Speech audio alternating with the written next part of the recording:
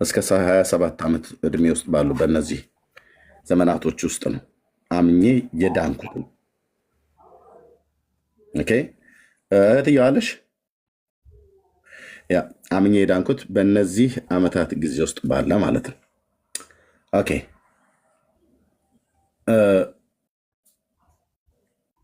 ከዛ በፊትስ የነበረው እድሜ አሁን እኔ 47 ጨርሼ ወደ 48ኛ እየተጠጋሁ ነው ማለት ነው። ኦኬ ያው በግልጽ ነው የምናገረው። ከዛ በፊትስ የነበረው 27 ብለህ ቃል ከዛ በፊትስ የነበረው እድሜ ከዛ በፊት የነበረው እድሜ የኦርቶዶክስ ተዋሕዶ ክርስቲያን ዲያቆን አገልጋይ ሆኜ የነበርኩበት ጊዜ ነው። ድነሃል ወይ በዛ ጊዜ ብለህ ብትለኝ አልዳንኩም። የእኔ ድህነት የተጀመረው ከዚህኛው እድሜ እስከዚህኛው እድሜ ባለው ውስጥ ነው። ማለት ጌታችን ኢየሱስ ክርስቶስን አምኜ በተቀበልኩበት ጊዜ አምኜ ለመቀበል ምንድነው የሰማሁትኝ? ስብከተ ወንጌል ነው ያሰሙን። ስብከተ ወንጌል ሰበኩኝ። እነማ? ጴንጤዎቹ ማህበረሰብ። ስብከተ ወንጌሉ ቀራንዮ ኮረብታ ላይ ለአንተ በደልና ኃጢአት የሞተ አምላክ ሰው ስገው ቃል ከድንግል የተወለደ የዓለም መድኃኒት ለበደል ለኃጢአታችን ለእኔም ብቻ ሳይሆን ለአንተ ብቻ ሳይሆን ለዓለሙ በደልና ኃጢአት ሞቷል አሉ። በመስቀል ላይ በሞተው በክርስቶስ ኢየሱስ ቤዛነት ብታምን የኃጢአትን ይቅርታ ታገኛለህ። በደል ኃጢአትን ይቅር ይልሃል፣ ልጁ ያደርግሃል። አንተ ማመን ያለብህ በደለኛ መሆንህን ነው። እሱ ደግሞ ጻድቅ መሆኑን ነው ማመን ያለብህ። በሞቱና በትንሣኤው በፈሰሰው በደሙ በተቆረሰው በስጋው በመስዋዕትነቱ የኃጢአት ይቅርታን ይሰጥሃል ብለው እሱ ያስተማረውን ቃል ከወንጌል ነገሩኝ። በደለኝነቴ ግልጥ ሆኖ ታየኝ። በእግዚአብሔር ቃል መስታወት በደለኝነቴን አሳዩኝ።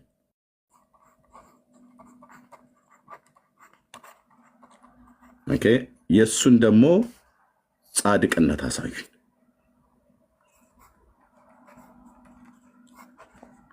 ስለዚህ እኔ በደለኛ ነኝ፣ እሱ ጻድቅ ነው።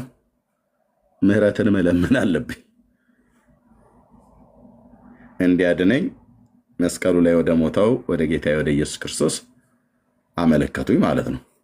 ጴንጤዎቹ በዚህ ውስጥ የወንጌሉን ስብከተ ወንጌሉን የነገሩኝ ማለት ነው። ወረቀት ላይ በስክሪፕታው እንደምጽፈው እንደሚታተም ክርስቶስን በውስጤ እንደዚህ ነው በስብከት የሳሉት። ከዛስ አለማመን አልችልም። ከድንግል የተወለደ የዓለም መድኃኒት ኢየሱስ ክርስቶስ እሱ ነው ቤዛ፣ እሱ ነው አዳኙ። በእሱ ካላመንክ ትጠፋለህ፣ በእሱ ካመንክ ግን ትድናለህ። ይኸውልህ ዮሐንስ እዚህ ጋር ያለውን አይተኸዋል እያሉኝ ማለት ነው። አይቻለሁ። ቆይ ደግሞ እንደገና ጠብቀን ኤፌሶ ላይ ደግሞ ቅዱስ ጳውሎስ ያለውን አይተሃል? አይቻለሁ። ቆይ አንዴ እንዳቸኩል። ሮሜስ ላይ ያለውን አይተሃል? አይቻለሁ። ወንጌሉ ላይ ደግሞ ዮሐንስ ያለውን አይተሃል? አይቻለሁ። እያሳዩኝ ማለት ነው። ከዛ አመንኩ።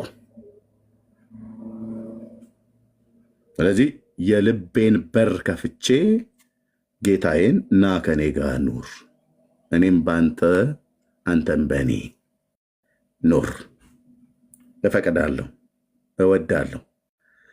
ያው በመዝሙር መጽሐፍት ላይ እናንተ መኳንንት በሮችን ክፈቱ የክብር ንጉሥ ይግባ ይላል።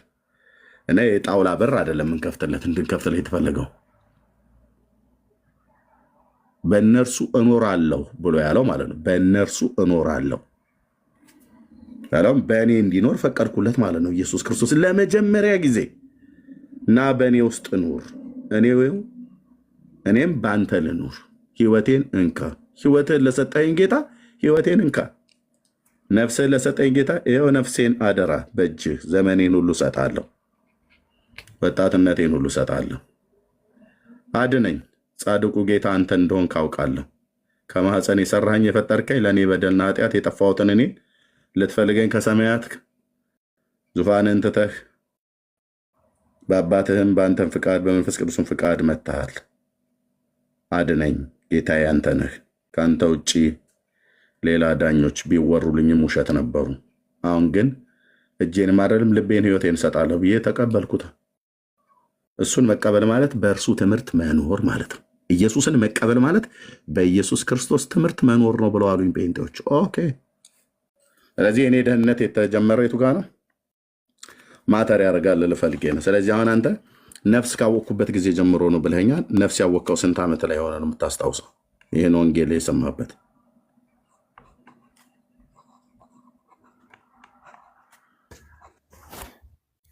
ኤርሚ አሁን እኔ አታስዋሸኝና ማለት ነው እሷን ማተር ታደርጋለች። አይ ለመሰለ አሁን እኔ እድሜ በዚህ ወይ እንደ ቅድም እንዳልኩ በ10 ዓመቴ ነው በ20 ዓመቴ ነው ልል አልችልም። ግን አንድ እውነት ልነግር የምፈልገው ነገር እኔ አሁን በወንጌል ውስጥ የተገለጠውን ያንን የመዳንን እውነት አውቄያለሁ። በዛ እውነት አምኛለሁ። በዛ እውነት አምኛለሁ። መቼ ነው የጀመረው? መቼ ነው ከረዳህ ብዬ ነው የኔን የነገርኩ። መቼ ነው አሁን ጳውሎስ መቼ ነው የዳነው ብለን ብንል መጽሐፍ ቅዱስ ላይ ገልጾ ነው ተጻፏል። ስመጥር ፈሪሳዊ ነበር፣ የሕግ መምህር ገማልያል በሚባል እግር ስር የተማረ። እንደዛ አይነት ታሪክ ለምሳሌ የሆነ ለምሳሌ አንተ ማለት ነው አንተ የነገርከኝ ማለት ነው። ሀሳቤን ግልጽ ከጠቀመህ ሐዋርያው ጳውሎስ መቼ ነው የዳነው? የጳውሎስ ድነት የቱ ጋር ነው የጀመረው ብለን ስንል ማንም ሰው የሚያውቀው ደማስቆ ላይ ነው። አለቅ። በዚያን ጊዜ እድሜው ስንት ነበር ከተባለ በታናክ ወይ ደግሞ በታናክ አልኩኝ በአይሁድ ታሪክ አይ ቲንክ ፈሪሳውያን ይጠቀሙበት በነበረው መጽሐፍ በዛ ይታወቃል። እድሜው ጎልማሳ ሰው ነው፣ ወጣት ነው፣ ጎበዝ ነው። እድሜው በወጣት ክልል ውስጥ ያለ ሰው ነው። ትዳር እንኳን የለውም ሐዋርያው ጳውሎስ ማለት ነው። ስለዚህ ጳውሎስ መቼ ነው የዳነው ተብሎ መቼ ነው የዳንከው ተብሎ ቢጠይቁትም እሱ ባይጠይቁትም ተናግሯል።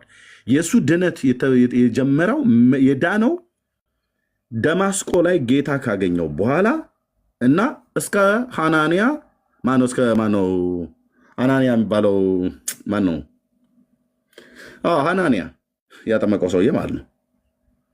በቃ እዛ ጋ ነው ደማስቆ ላይ ነው። በቃ እሱ የአዲስ ህይወት ታሪኩ የዳግም መወለድ ታሪኩ ከጌታ ከኢየሱስ ክርስቶስ ጋር እሱ ክርስቲያን ሆኖ ህይወትን ሀ ብሎ የጀመረው አዲስ ፍጥረት የሆነው ደማስቆ ነው። ከዛ በፊት የነበረውስ አሳዳጅ ነው። ሃይማኖተኛ ግን አሳዳጅ፣ ነፍሰ ገዳይ። እዚህ ጋር ነው በቃ ነፍሰ ገዳይ፣ ቆንጅዬ ነፍሰ ገዳይ፣ ሃይማኖተኛ የሆነ ነፍሰ ገዳይ፣ ሃይማኖተኛ የሆነ አሳዳጅ። ምንም እንኳን ሐዋርያ ተብሎ የተጠራው በማህፀን ውስጥ እግዚአብሔር ለዚህ ህይወት እንደፈጠረው ቢታወቅም ግን በዚህ የህይወት ስርዓት ውስጥ ነበር ይኖር የነበረው በሃይማኖት ቤት ሆኖ። ስለዚህ ጳውሎስ የቱ ጋር ነው የጀመረው? የነ ጴጥሮስ የቱ ጋር ነው የጀመረው? ገሊላ ባህር ላይ መጥቶ እስከ መረጣቸው ጊዜ ድረስ ማለት ነው። ከዛ በፊትስ የነበረ የጴጥሮስ ታሪክ አሳ አጥማጅ፣ ፊሸርማን፣ የዘላለም ህይወት የሌለው ግን በይሁዲ እምነት ውስጥ ያሉ ሰዎች ናቸው። በቃ አለቀ። ዮሐንስ መቼ ነው የዳንከው ብለህ ብትለው የዘብዴዎስ ልጅ እንዴ ከዕለታት አንድ ቀን የሆነ ሰውዬ መጥቶ በዮና ልጅ በስምዖን ጴጥሮስ ጀልባ ላይ ሆኖ መረቦቻችንን እያጠመድን ነበረ እና ያለ ነው። ከዛ መጣ ጴጥሮስ መረብ ለማነው ጀልባ ላይ ገባ። እሱን ሰው እያናቀውም ነበረ። ከዛ መጥቶ ጣሉ ብሎ ሲል ሲጥል አሳ ጠመደ። ጓደኞቹን ጠራቸው ይላል ስምዖን። የጠራቸው እነሱን ነው ጴጥሮስ እና ቀረቡ፣ አዩ። ከዛስ ተከተሉት። አባታችንን ተከተልኑ እና መቼ ነው ታዲያ እናንተ የዘላለም ሕይወት ያገ እኔ እንጃ አይሉም። ያውቀዋል። ጀልባውንም መረባቸውንም አባታቸውንም ትተው አንድ የ30 ዓመት ወጣት ተከትለው ሄደዋል። አልተሳሳቱም። ያ ወጣት ግን ወጣት ብቻ አይደለም። ያ ወጣት ግን ሰው ብቻ አይደለም። ልክ ነው። አይሁዳዊ እስራኤላዊ ሰው ነው። አይሁዳዊ ነው። ከነገደ ይሁዳ ነው። ኤፍራታ የተወለደው ሰው ግን ብቻ አይደለም። ሰው ብቻ አይደለም። እድሜው 30 ብለን ያሉ አገልግሎት የጀመረው 30 ላይ ስለሆነ ማለት ነው በጢባሪዎስ ዘመን። እሱ ግን ለሰውነቱ ሰው ሆኖ በመወለዱ ነው 30 ተብሎ ልደት የተቆጠረለት። ለአምላክነቱ ግን ለዘመኑ ጥንት ለህይወቱ ፍጻሜ የሌለው ነው፣ ከዘላለም ነው። እና የቱ ጋር መቼ ነው ምናምን ብለህ ብትላቸው ይነግሩሃል ማለት ነው። ስለዚህ አሁን ይበለን መቼ ነው አንተ የድነትን ቃል ሰምተህ የመዳንህን ወንጌል ሰምተህ አምነህ መድነትህ መዳን የጀመረ የቱ ጋር ነው? ስንት ዓመት ላይ? የኤርሚያስን ነግሬሃለሁ፣ የኔን ከረዳህ። የጳውሎስን ነግሬሃለሁ፣ የነ ጴጥሮስን ነግሬሃለሁ። ከአባቶች እኩል ያውም ራሴን አሰልፌ ከረዳ ብዬ ማለት ነው። የእነሱ መነሻ ስላለቸው የጳውሎስን መነሻ ስላለ የኔ መነሻ ስላለ የአንተ መነሻ አለው። እንደዚህ የቱ ጋር ነው የሰማኸው? ይህን ካላወቅከው እውነቱን ስነግርህ ይኸውልህ በሕያው እግዚአብሔር ፊት የምነግርህ 1000% ያልዳንክ ሰው ነህ። ያልዳንክ ነው ያልኩህ፣ የዳንክ አይደለም። ያልዳንክ 1000% መነሻውን የማያውቅ መድረሻውን አያውቅም። ያዳነው ማን እንደሆነ የማያውቅ ያው ኤርሚ ምን መሰለህ፣ አሁን አንተ ያልተረዳኸኝ ነገር ማለት ነው። አሁን እድሜን ስላወቅኩ ነው መዳን የሚረጋገጠው። አዎ፣ ምክንያቱም ከእድሜ ጋር በተገናኘ የእድሜህ ክፉና ደጉን የክፉና ደጉን የእግዚአብሔር የሆነና የእግዚአብሔር ያልሆነው ለይተህ የምታውቅበት የመዳንን ወንጌል የሰማህበት። ይችል ልብ በልና ስማኝ። የመዳንን ወንጌል ሰምታችሁ ብሎ የሚለውን ቃል ታስታውሰዋለህ? የመዳንን ወንጌል ሰምታችሁ ይላል ጳውሎስ። መቼ ነው የሰማው? ይሄንን አንተ መቼ ነው ይሄንን የሰማው? ቃል በቃል ሐዋርያ ይጠቀማል። አውጥቼ ያሳያለሁ። የመዳንን ወንጌል ሰምታችሁ ይላል። አንተ የመዳንን ወንጌል መቼ ነው የሰማው? የመዳንን ወንጌል ሳሰማ በፊት ድኛለሁ አትበለኝ። ለዚህ ነው የኢትዮጵያ ኦርቶዶክስ ተዋሕዶ ቤተክርስቲያን አማኞች ድነታችሁ በዜሮ የሚባዛው ለዚህ ነው። ኧረ ተው ኤርሚ እንደዛ አትበል። መቼ ነው የሰማው? የመዳንን ወንጌል ሰምታችሁ ይኸው ልንገርህ፣ መቼ ነው የሰማው? እኔ ልንገርህ። ይኸው አሁን አንተ ለምሳሌ የምትለኝ አሁን አንተ ምናልባት ዳንኩበት ብለህ የምትነግረኝ እድሜ ወደ እች መልስን የመዳንን ወንጌል የሰማው መቼ ነው? ተቀላቀልኩበት። አይ እሱን እኮ ልነግርህ ነው። አሁን እኔ ለምሳሌ እኔ ደግሞ አምኜ ዳንኩ የምልህ እኔ እንደነገርኩ የተጠመቅኩት በልጅነቴ ነው። ደግሞ በቤተ ክርስቲያን ውስጥ ያው እኔ ስለ ጥምቀት አልጠይኩም። ትምህርት ይሰጣል አይደለም? ትምህርት ይሰጣል። እኔ ስለ ጥምቀት አልጠይኩም ብራዘር፣ ወንድምነት። የሆነ ቀን ላይ ገባ፣ የሆነ ቀን ላይ በቅጽበት ተምረን በዛ ቀኑ እኮ እኛ እየተማርን ነው እየሄድን ያለ ነው አይደለም? በቤተ ክርስቲያን ውስጥ ለምሳሌ በኦርቶዶክስ ውስጥ አሁን እኛ በልጅነት እንጠመቃለን። ከዛ ደግሞ መማር ስንደርስ ደግሞ በሰንበት ትምህርት ቤት፣ በግቢ ጉባኤ፣ በተለያየ ቦታ ትማራለህ። በዛ ውስጥ ደግሞ ያ የወንጌል እውነት እየገባህ ይሄዳል። አየህ፣ እኔ ለዛ ነው አሁን ስፔሲፊካሊ በዚች ቀን ነው ብዬ ልነግርህ የማልችልበት ምክንያት እንዳንተ ወደ ፕሮቴስታንት የሄድኩበት ቀን እንደዛ አይነት ታሪክ ስለሌለኝ፣ ሐዋርያትም ደግሞ ትላንት ከነበሩበት ህይወት ወደ ወንጌል የመጡበትን ነው። አሁንም በህዝብ ደረጃ ልንገርህ፣ የኤፌሶን ቅዱሳን አሉ አይደል? ቤተክርስቲያን እነሱ የዳኑበትን ቅዱስ ጳውሎስ ሲነግራቸው ምን ይላቸዋል? ከቁጥር 1 ጀምሮ ባነበውና ከዛ ሌሎችም እንሰጣለን። በእግዚአብሔር ፍቃድ የኢየሱስ ክርስቶስ ሐዋርያ የሆነ ጳውሎስ በኤፌሶን ላሉ ቅዱሳን በክርስቶስ ኢየሱስም ላሉ ምእመናን ከእግዚአብሔር ከአባታችን ከጌታም ከኢየሱስ ክርስቶስ ጸጋና ሰላም ለእናንተ ይሁን። በክርስቶስ በሰማያዊ ስፍራ በመንፈሳዊ በረከት ሁሉ የባረከን የጌታችን የኢየሱስ ክርስቶስ አምላክና አባት ይባረክ። ዓለም ሳይፈጠር በፊቱ ቅዱሳንና ነውር የሌለን በፍቅር እንሆን ዘንድ በክርስቶስ መረጠን። በበጎ ፍቃዱ እንደወደደ በኢየሱስ ክርስቶስ ሥራ ለእርሱ ልጆች ልንሆን አስቀድሞ ወሰነን። ልጅነት የሚገኘው በእርሱ ሥራ ነው ማለት ነው። ወሰነን። በውድ ልጁም እንዲያው የሰጠን የጸጋው ክብር ይመሰገን ዘንድ አደረገ። በውድ ልጁም እንደ ጸጋው ባለጠግነት በደሙ የተደረገ ቤዛነታችንን አገኘን። እርሱም የበደላችን ስርየት። ጸጋውን በጥበብና በአእምሮ ሁሉ አበዛልን፣ በክርስቶስ ለማድረግ እንደወደደ እንደ ሐሳቡ የፍቃዱ ምስጢር አስታውቋልና። በዘመን ፍጻሜ ይደረግ ዘንድ ያለው ሐሳቡ በሰማይና በምድር ያለውን ሁሉ በክርስቶስ ለመጠቅለል ነው። ወንድሜ የታች ያለው ድጋሚ እንዳትልክ ከላክ ብሎክ አድርጋለሁ። ሱራፌል የምትባለው ቅድምም ገብተህ ማይክ አልዘጋህም። አሁንም ገብተህ ዝም ብለህ ታንኮሻኩሻለህ። ለዛ ነው ያስወረኩ። ደግመህ እንዳትልክ ብራዘር። እንደ ፍቃዱ ምክር ሁሉን የሚሰራ እንደርሱ ሐሳብ አስቀድመን የተወሰንን በክርስቶስ ደግሞ ርስትን ተቀበልን ካለ በኋላ ልብ ብለህ ስማኝ። አሁን እዚህ ጋር ጳውሎስ የሚለውን ቅድም ይኸውም በክርስቶስ አስቀድመን ተስፋ ያደረግነው እኛ ለክብሩ ምስጋና እንሆን ዘንድ ነው ካለ በኋላ እናንተ ደግሞ ይላቸዋል ኤፌሶንን ቅዱሳን፣ እናንተ ደግሞ የእውነትን ቃል ይኸውም የመዳናችሁን ወንጌል ሰምታችሁ የመዳናችሁን ወንጌል ሰምታችሁ ቅድም የጻፍኳት ማለት ነው። ታያለች። አዎ የመዳናችሁን ወንጌል ሰምታችሁ ደግሞ በክርስቶስ አምናችሁ፣ ከመስማት ቀጥሎ ነው ማመን የሚመጣው ማለት ነው። በተስፋው መንፈስ በመንፈስ ቅዱስ ታተማችሁ ይላል። አሁን እየጠየኩ ያለው ይበሌንዬ የመዳንህን ወንጌል የመዳናችሁን ወንጌል ሰምታችሁ ብሎ የሚለው የመዳን ወንጌል የሰማኸው መቼ ነው? ባልሰማህበት እምነት አይመጣም። የመዳን ወንጌል ስሰማ በክርስቶስ ነው የሚያሳምንህ። የምትሰማው ወንጌል በክርስቶስ እንድታምን ያደርጋል። የሰማኸው ወንጌል በክርስቶስ እንድታምን ያደርጋል።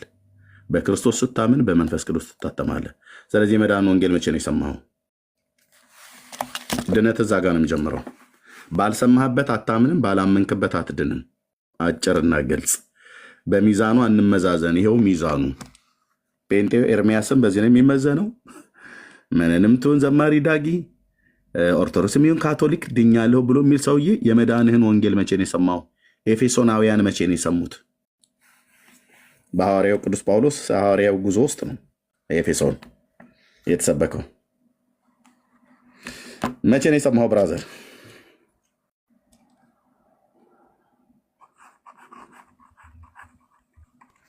ፓትርያርኩንም ባገኛቸው እንዲህ ነው የምጠይቃቸው። መቼ ነው የሰማው?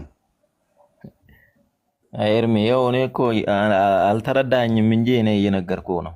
ይበለን አሁን ማለት ነው ዘለለው በቃ ይሄንን ይኸውልህ፣ ይህችን ዋና አንዴ ሀሳቤን ላስረዳ። ዋና ነው፣ ወሳኝ ነው። እዚህ ጋር ካልመለስክ ድኛለው ብለህ ብራዘር አታውራ። ይኸው ኧረ ተው፣ እንደዛማ አይባልም። የመዳንን ወንጌል ባልሰማበት ክርስቶስን አታምንም እንዴ? ወንድምነት ምን ሆነ ነው? የመዳንን ወንጌል ሳሰማ ክርስቶስን አታምንም። መቼ ነው የሰማው? አስቀድመህ ሳትሰማ ይኸውልህ፣ የመዳንን ወንጌል ሰምታችሁ እኮ ነው ብሎ የሚለው።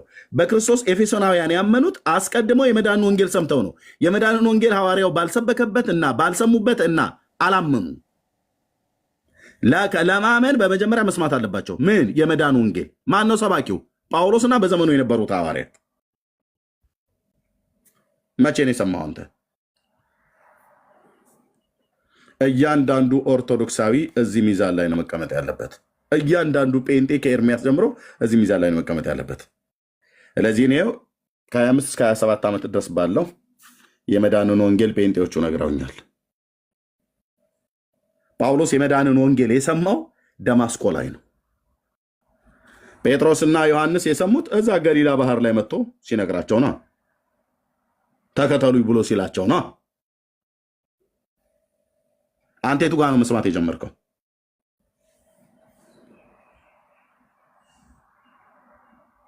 ይበለን ወይ እኔ እየተማርኩ በአንድ ቀን ለምሳሌ በአንድ ቀን የሆነ ሰው መጥቶ ነግሮኝ በዛ ቀን የሆነ ነገር ተቀብዬ እንደዛ አይደለም ነው እያልኩ ያለ። ለምሳሌ እኔ እየተማርኩ ነው በቤተ ክርስቲያን ውስጥ አሁን ቅድም እንዳልኩ በሰንበት ትምህርት ቤት በእንደዛ እየተማርን ነው የምንሄደው። ግን ደግሞ ምናልባት በዛን ቀን ነገሮችን ሁሉ በመጽሐፍ ቅዱስ ውስጥ በተገለጸው ልክ ላትረዳ ትችላለህ። እየተማርክ ስትሄድ ግን የሆነ ቀን እውነቱ እየገባ እየተረዳው እያወቀው ትሄዳለህ። አሁን ያንን ቀን መቼ ነው ብትለኝ፣ አሁን እኔ መቼ ነው ብትለኝ እኔ እየተማርኩ የመጣሁበትን መንገድ ነው እንጂ ማስታውሰው ቀኑ መቼ ነው ብትለኝ ቀኑ ይሄ ነው ብዬ ልነግርህ አልችልም። እሺ ልብህ የተነካው መቼ ነው? ስትማር ልብህ የተነካው መቼ ነው? የተነካው በእግዚአብሔር ቃል ማለት ነው። እኔ ክርስቶስ ለእኔ ብሎ እንደተሰቀለ በሚነገረኝ ሰዓት ውስጤ የሚሰማኝ ስሜት አለ። ያንን ነው ማስታውሰው። መቼ ነው? በተለየ መልኩ ያ ጊዜ መቼ ነው እንዴ? ይበለ ልብ በል ጳውሎስ የዳነበት ጅማሬ ካለው እነ ጴጥሮስ የዳኑበት ጅማሬ ካለ ኤርሚያስ የዳንኩበት ጅማሬ ካለኝ እዚህ ዳጊ መቼ ነው የዳንከው ብዬ ብለው ይህን ነው የምጠይቀኝ። መነን መቼ ነው ጌታን የተቀበልሽው? ማይክሽን ክፈችና አውሪ። መዳንሽ የጀመረው መይቱ ጋር ነው? ጌታ ስትቀበይ ነው አይደል? እህትየው ወይ ሊያ ወይ አንቺ ማይካችሁን ክፈቱና። አሜሪካውያን ናቸው ተኝተው እንዳይሆኑች፣ ሁለቱም አሜሪካ ነው ያሉት። እሺ ለእያንዳንዱ ጅማሬ ያለው ብራዘር፣ ለእያንዳንዱ ጅማሬ ያለው። አንተ የቱ ጋር ነው የአንተ የመዳን ወንጌል የሰማው መቼ ነው?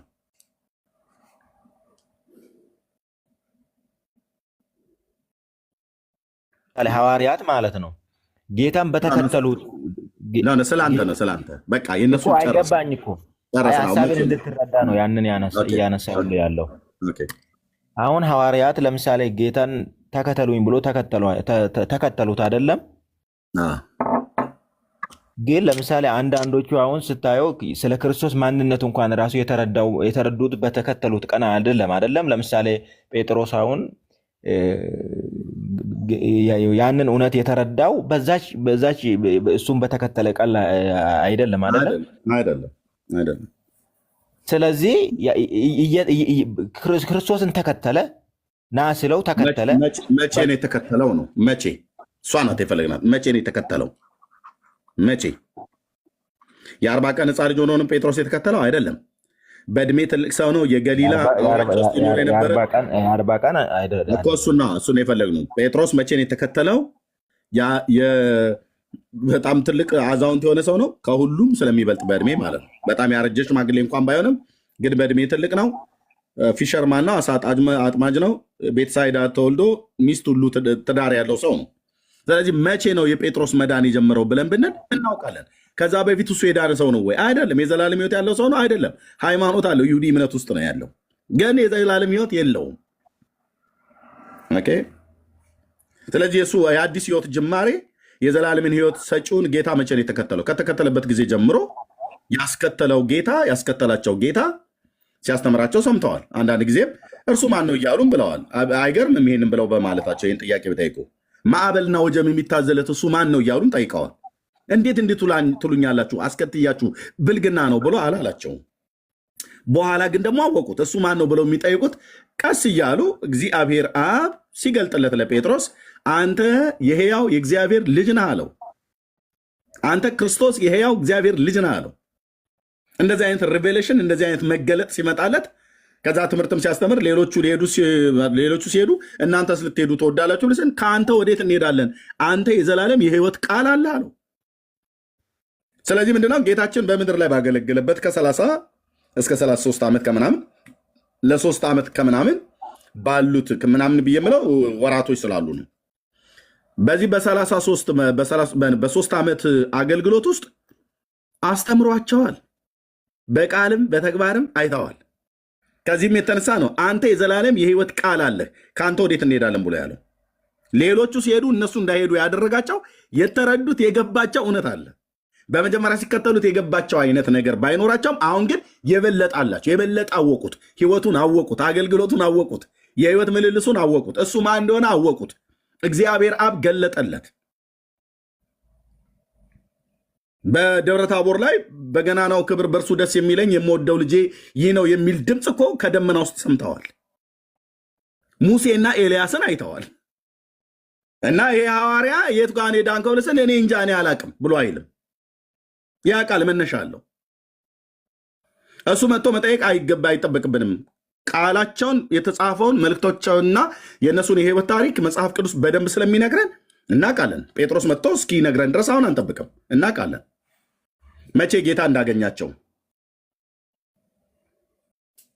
መቼ ጌታ ወደ ጴጥሮስ ጀልባ እንደሄደ፣ ገሊላ ባህር ላይ እንዴት እንዳገኛቸው፣ በምን አይነት ሁኔታ ውስጥ ሆኖ ማቴዎስን እንዳገኘው ቃሉ ይነግረናል። ቁጭ ብለው ቀረጥ በሚቀጥርጥበት ቦታ ላይ ነው ተከተለኝ ብሎ ያለው። ስለዚህ መቼ ነው ማቴዎስ አንተ የዘላለም ሕይወት ያለ በለጠ የእግዚአብሔር ልጅ ኢየሱስ ክርስቶስን በተከተለበት ጊዜ ነው። ከሱ ተከተሉ፣ ከሱ ጋር ዋሉ፣ ትምህርቱን ሰሙ፣ ሕይወቱን አዩ። አንተ የዘላለም የሕይወት ቃል አለ ከአንተ ወዴት እንሄዳለን አሉት። በቃ መቼ ነው የመዳንን እንግዲህ የመዳን ወንጌል ነው የእግዚአብሔር ልጅ ኢየሱስ የሰበከው። መቼ ነው የተሰበከላችሁ? እና ወንጌሉን ስትሰማ በክርስቶስ የመዳናችሁን ወንጌል ሰምታችሁ ከዛስ በክርስቶስ አምናችሁ ይላል። በዚህ መሰረት እውነቴ ልበላችሁ፣ እዚህ ያላችሁ ወንድሞች እናቶቼ፣ ኦርቶዶክሳውያን ስትመዘኑ ማኔ ቴቄል ፋሬስ ናችሁ። ለምን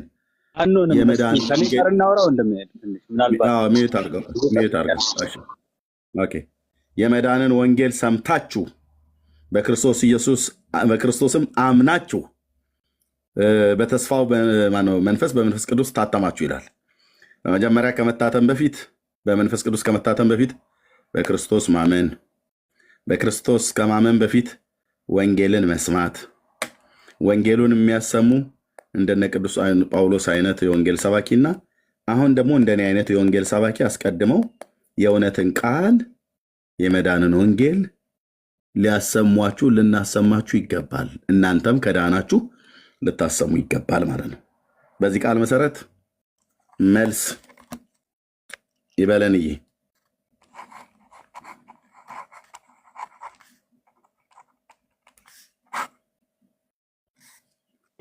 ምናልባት ይበለን ከሌለ ከኔ ጋር ብንቀጥል ደስ ይለኛል። ኤርሜ አሁን ማለት ነው እኔ ስፔሲፊካሊ ያን ቀን ለምሳሌ እንደዚህ ነው ብዬ እድሜን በቃ በዚህን ቀን ነው ነገሮቹ የገቡኝ ነገሮቹን የተረዳሁት በቃ እድሜ እዚህን ሰዓት ሲሆን ነው የምማረው ነገር የገባኝ ምናምን ብዬ ባልነግርህም፣ ግን እኔ አሁን ባለውበት ሁኔታ እየተማርኩ ነው የመጣሁት። በቤተክርስቲያን ውስጥ በ40 ቀኔ ብጠመቅም ግን እየተማርኩ ነው የመጣሁት። እየተማርኩ በሄድኩበት ግን እውነታ ገብቶኛል። ያ የገባኝን እውነት በክርስቶስ መዳኔን ክርስቶስ የከፈለልኝ ዋጋ አውቄ ያን ተረድቼ ያን እውነት አምኜ እኔ አሁን ድኛለሁ። ድነሃል ብለህ ለምትጠይቀኝ ጥያቄ ድኛለሁ ነው። አሁን እኔ ከዳንኩኝ እድሜን ስላላስታወስኩ በዚህ ቀን ነው ወንጌል የገባኝ በዚህ ቀን ነው እውነቱን የተረዳሁት ምናምን ብዬ ስላልተናገርኩኝ ልድን አልችልም ብዬ አላምንም። እሺ፣ የእግዚአብሔር ልጅ ነህ? አዎ የእግዚአብሔር ልጅ ነኝ።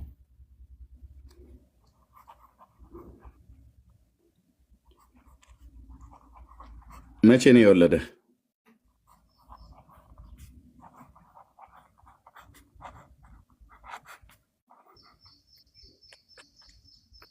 በሌላ አላዙረው ብዬ ነው።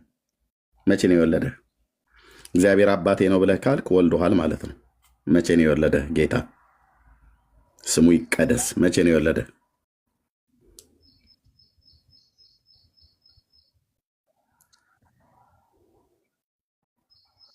መቼ ነው የወለደህ? አልገባኝም ጥያቄው። እግዚአብሔር መቼ ነው የወለደህ? ልጁ ነኝ ብለኸኛል። መቼ ነው የወለደህ? አባትህ መቼ ነው የወለደህ? እግዚአብሔር አባቴ ነው ብለኸኛል። ሰየው ደስ እያለኝ ውስጥ አምነው ለተቀበሉት የእግዚአብሔር ልጅ የሆኑ ዘንድ ስልጣንን ሰጣቸው ነው አይደለም የሚለው መጽሐፍ ቅዱስ። መቼ ነው የወለደህ? አባቴ ነው ብለኸኛል። ልጁ የእግዚአብሔር ልጅ ነው ወይ ብዬ ስለ አዎ ብለኸኛል። መቼ ነው የወለደህ? እሺ አብነት ይሄሽ መቼ ነው የወለደህ? ብራዘር እቺን ቅድመ ተከተል ካመንካት ብቻ ነው እርግጠኛ ከሆንክ ብቻ ነው። መቼ ነው የወለደህ? ይበለን። ይሄ ግድ የለም ተጋፈጠው አልኩ። ተጋፈጠውና የምትድንበትን እውቀት ወያዝ ወይ ደግሞ ዝም ብለህ በጨለማ ውስጥ እየዳከርክ ነው የምትኖረው። ከእግዚአብሔር አባትህ ነው። ኤርሜ አሁን ለምን መሰለህ እኔ አሁን እንደዛ አይነት ጥያቄዎች አሁን መቼ ነው የወለደህ እንዴ? አሁን ልንገርህ ለምሳሌ አንድ እንድትረዳኝ ተው እሱ ልንገርህ። በቃ አሁን አንተ ልክ ነው፣ ችግር የለውም እንደዛ ማለት። ግን እኔ አንድ ነገር ልንገርህ። አሁን እኔ ለምሳሌ ማለት ነው እኔ አምኛለሁ ብያለሁ አይደለም? አምኛለሁ፣ ድኛለሁ። ነገር ግን የተጠመቅኩት ደግሞ እኔ በ40 ቀኔ ነው ብያለሁ።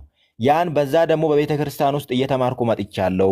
አሁን ደግሞ እኔ ተረድቼ ያመንኩ ሰው ነኝ፣ አምኜ የዳንኩ ሰው ነኝ ብያለሁ አይደለም? እኔ አሁን የእግዚአብሔር ልጅ ነህ አንተ ብትለኝ አዎ የእግዚአብሔር ልጅ ነኝ ነው። አንተ ግን የሆነ አለ አይደለም እንግዲህ አሁን የምትጠይቀው ነገር አሁን እኔ ድኛለሁ ብዬ የእግዚአብሔር ልጅ ነኝ ብዬ እያረጋገጥኩ ያለው ወንበር የሚመስል ነገር ውስጥ ለመክተት ነው እየጠየቀኝ ያለው አንተ ማለት ነው። አይደለም አላረጋገጥክልኝ። የምታረጋግጥልኝ ለጠየቁ ጥያቄ ስትመልስልኝ ነው። ኦኬ ይሄ የሰማዩ ነው።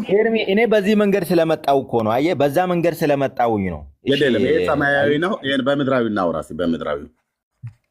በምድራዊ እናውራ። ኦኬ ኤርሚ አሁን እኔ ልንገር አሁን ለምሳሌ ማለት እንድትረዳ አይደለም ገብቶኛል። ልንገር እኔም ይኸው ደግሜ ልንገር ቅድም የነገርኩህን ነው። በእርግጥ የምነግርህ ግን እኔ ቅድም የነገርከኝ እንኳን አትንገረኝ። ማለቴ አይደለም መቼ ነው የተወለድከው ለሚለው ማለቴ ነው። መቼ ነው የተወለድከው ለሚለው እኔ ነገርኩህ። በ40 ቀኔ ነው የተጠመቅኩት። እኔ ጥምቀት አልጠይኩም። ቆይ ጥምቀት አይደለም የጠይኩህ። አሁን አዙሬው በሌላ እየጠይኩ ያለሁትኝ ምድራዊውን ላውራና ምናልባት እኔ በቃ አሁን የእግዚአብሔር ልጅ ዝም ብሎ አይደለም ዝም ብሎ የእግዚአብሔር ልጅ ነኝ እኮ ማለት ትችላለህ እኮ ኦኬ ምናምን ብዬ እኮ ላልፍ እችላለሁ። ግን አንተንም እርግጠኛ እንድትሆን ለሚሰማህም ሰው እርግጠኛ እንዲሆን እኔ አሁን ኤርሚያስ የምሰማ ይበለን ኦርቶዶክሳዊ ወንድም ነው የእግዚአብሔር ልጅ ነው ብዬ እኔም እንኳን ቢያንስ እንዳምን መቼ እንደተወለድክ እንዴት እንደወለደህ ከማን እንደተወለድክ መናገር አለበት። ስለዚህ ከእግዚአብሔር ልጅ ነው ብዬ ስልህ አዎ ብለኸኛል። መቼ ነው የተወለድከው? አንደኛው ጥያቄ ነው። እንዴት ነው የወለደህ?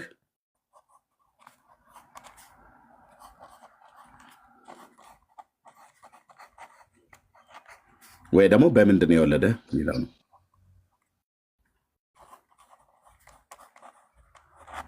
ይሄ መመለስ አለበት። በአባትና ልጅ መካከል ይህን ማወቅ አለብን። ኦኬ ለምንድን ነው የወለደህ? ፈቃደኛ እታች ወረድ። በቃ ብራዘር እየታች ወረድ። ታኛለ በእርግጥ አውቃለሁ እንደምታስወርደኝ አውቃለሁ። ግን እውነቱን ለማወቅ ብትፈልግና ብትወያይ ደስ ይለኛል ከእኔ ጋር። ጅማ ጫት ቃም ብራዘር። ያንተ አሁን አንድ ጫታም ሰውዬ ምን ይፈራል? ኦኬ ለምን ወለደህ? ሊገባህ ይገባል። ለምንድን ነው የወለደ? እነዚህ ሁሉ ጥያቄዎች አሉ። ኦኬ ስለዚህ እንደው ከረዳህ አሁንም ይበለን ከረዳህ ከአባትና ከእናትህ የተወለድከው መቼ ነው? እድሜህን ታውቀዋለህ አይደል?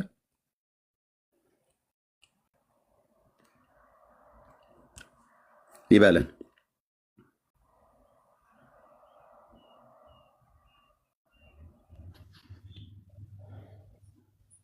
ዝም ብለህ ንገረኝ። ዝም ብለህ ከፈለክ እድሜህን ንገረኝ።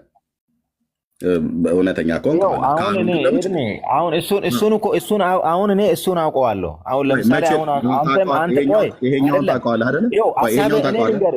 ኤድሜ ቆይ ሀሳብህን ተረድቼዋለሁ። ለማንኛውም ለምን መሰለህ ተዋት በለኝ። የምድር ልደትና ልንገርህ ምድራዊ ልደት የምትለኝ ልነግርህ ነው። ትክክል ነው። ሀሳብህን ስለተረዳሁ ነው። ለእኔ የምልህን ለምን ከገባህ መልሱን አትመልስልኝም? እኔ የምልህን እኔ የጠየኩት ጥያቄ አድመጠኝ ብራዘር። እኔ የጠየኩት ጥያቄ እንደማመጥ ቆይ ወንድምነት ያለ እኔ የጠየኩት ጥያቄ ከገባህ ለጥያቄ የሚመጥን መልስ ስጠኝ እንጂ እኔ የጠየቅኩህን ጥያቄ ከገብቶህ ጥያቄ መልሼ ልንገርህ አትበለኝ እኔ እስካልጠየቅኩህ ድረስ። ኦኬ ሰው የእግዚአብሔር ልጅ ነህ ብልትል ሰማያዊ ልጅነት አለህ፣ የእግዚአብሔር ልጅ ነህ። ምድራዊ ደግሞ ልደት አለ ማለት ነው። የምድራዊ ልደትህን አውቀዋለሁ ነው አይደል ያልከኝ? የተወለድክበትን ጊዜ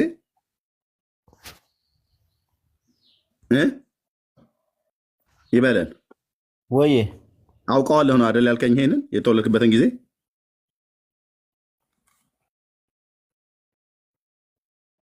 ንገረኛ። ማይኩን ሚዩት አታርገው። ኤድሜ አውቃለሁ እኮ አሁን አንተ የተወለድክበትን ቀን ንገረኝ ነው አይደለም? አሁን ያልከው አይደለም ብራዘር፣ የተወለድክበትን ቀን ታውቃለህ ብዬ ስልህ አዎ አውቃለሁ ብለኸኛል። ማን ነግሮህ ነው ያወቀው? እናትና አባትህ ናቸው አይደል የነገሩህ? አዎ እናትና አባትህ የተወለድክበትን ቀንና ወራት ሰዓቱን ሁሉ ጭምር ማሚት ያውቁታል። ፋዘርም ያውቀዋል። እኔ ባለፈው ላይ አሁን ከግንቦት 1 ላይ በነበረው በርዝዴ እናቴ ደውዬ ስጠይቃት እኩለ ቀን ላይ ነበር የተወለድከው ግንቦት 1 ቀን እና ለእህቶችህ እና ለወንድሞችህ እዚህ እየነገርኳቸው ነበር አለችኝ። እናቴ ወር አልሞላውም ግንቦት 1 ቀን ማለት ነው። እና አስታውሳለሁ እኩለ ቀን ነበር የወለድኩ አለችኝ። እኩለ ቀን በኢትዮጵያ እኩለ ቀን ማለት 6 ሰዓት ማለት ነው። እኩለ ቀን ላይ ነው የወለድኩ አስታውሳለሁ። ግንቦት 1 ቀን ላነገረች ማለት ነው። ልክ እንደዚህ አሁን እናትህን አትጠራጠራትም። እኔ እናቴን አልጠራጠራትም። አባታችንን አንጠራጠርም፣ እናቶቻችን አንጠራጠርም። ስለዚህ አውቃለሁ አልከኝ። ማ ስለነገረህ? ፋዘርና ማዘር ስለነገሩ ማለት ነው። ማሚና ዳዲ ስለነገሩህ አውቀዋለሁ አልከኝ የተወለድክበትን ቀን የምድራዊ ልደትህን። ከዛ ጊዜ ጀምሮ እድሜ ስለተቆጠረ እድሜ ስንት ነው ብዬ ብለህ አሁን ልትነግረኝ ትችላለህ አይደል? ታውቀዋለህ አይደል? እድሜህን ይበለን።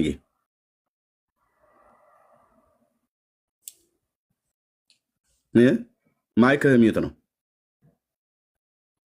አዎ እድሜ አሁን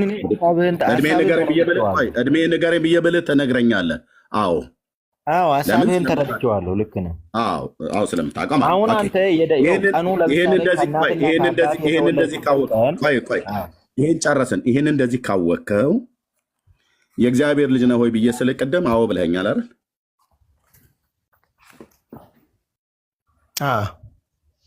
መቼ ነው የወለደህ? እግዚአብሔር መቼ ነው የወለደህ? ለምሳሌ አሁን እኔ ለምሳሌ ሲጠመቅም በዛ በኩልም የእግዚአብሔር ልጅ መሆን እንደሚችል መጽሐፍ ቅዱስ ይነግረናል። ለምሳሌ ዮሐንስ 3 ላይ ማለት ነው ጽፌዋለሁ። ስትጠመቅ በዛ መንገድ ልጅ ሆነ። ግን ደግሞ ለምሳሌ ማለት ነው በሌላ ደግሞ የመጽሐፍ ቅዱስ ክፍል ላይ ደግሞ ላመኑት ነው አይደለም የሚለው። በሌላ ክፍል ደግሞ ምን ይላል? ላመኑት ይላል። ላመኑት የእግዚአብሔር ልጅ የሆኑ ዘንድ ስልጣንን ሰጣቸው ነው አይደለም የሚለው። አዎ ይላል። ልክ ነው። የዮሐንስ ወንጌል መጽሐፍ ምዕራፍ 1 ቁጥር 11 እና 12 ላይ ይላል። ልክ ነው። ስለዚህ አሁን እነዚህ ሁለቱን ሀሳቦች ልጅ የሆንከው ስታምን ነው ወይስ ስትጠመቅ ነው? ስታምን ነው ወይስ ልጅ ለመሆን ለምሳሌ መጽሐፍ ቅዱስ አሁን ሁለቱንም ስለጠቀሰ ልጅ ለመሆን ሁለቱም ያስፈልጋል ነው እኔ የምልህ። አንተ የትኛው ነው ቀዳሚ የሚሆነው? ከማመንና ከመጠመቅ በፊት የትኛው ነው የሚቀድመው? ያመነ የተጠመቀ ይላል። ስለዚህ የት ጋ ነው መሰለ ችግሩ? አሁን ኤርሚ የተላለፍንበት ችግሩ እኛ በልጅነት ነው የተጠመቅነው። በልጅነት ያው መጠመቁ ደግሞ ያው የምታውቀው ነው ያ ነው እንጂ የእግዚአብሔር ልጅ የሚሆንበትን እውነት አሁን እንዳልኩ ነው። ኦኬ የጌታ ልጅ ለመሆን በመጀመሪያ ምንድነው የሚቀድመው? የጌታ ልጅ መሆን በመጀመሪያ እንደሚቀድመው ያመነ የተጠመቀ ግን ያ ሕፃናትን ግን ያጠቃለለ አይደለም። ቆይ ግድ የለም። እኔ አሁን ስለ ሕፃናት ደግሞ አወራሁ። የጌታ ልጅ ለመሆን በመጀመሪያ ሰው ማመን ነው የሚጠበቅበት። ከዛስ መጠመቅ አይደል? ኦኬ ጥምቀቱ ጋር እንሄዳለን። አንተ የጌታ ልጅ ለመሆን የሥላሴ ልጅነትን ለማግኘት በመጀመሪያ አምነሃል አይደል?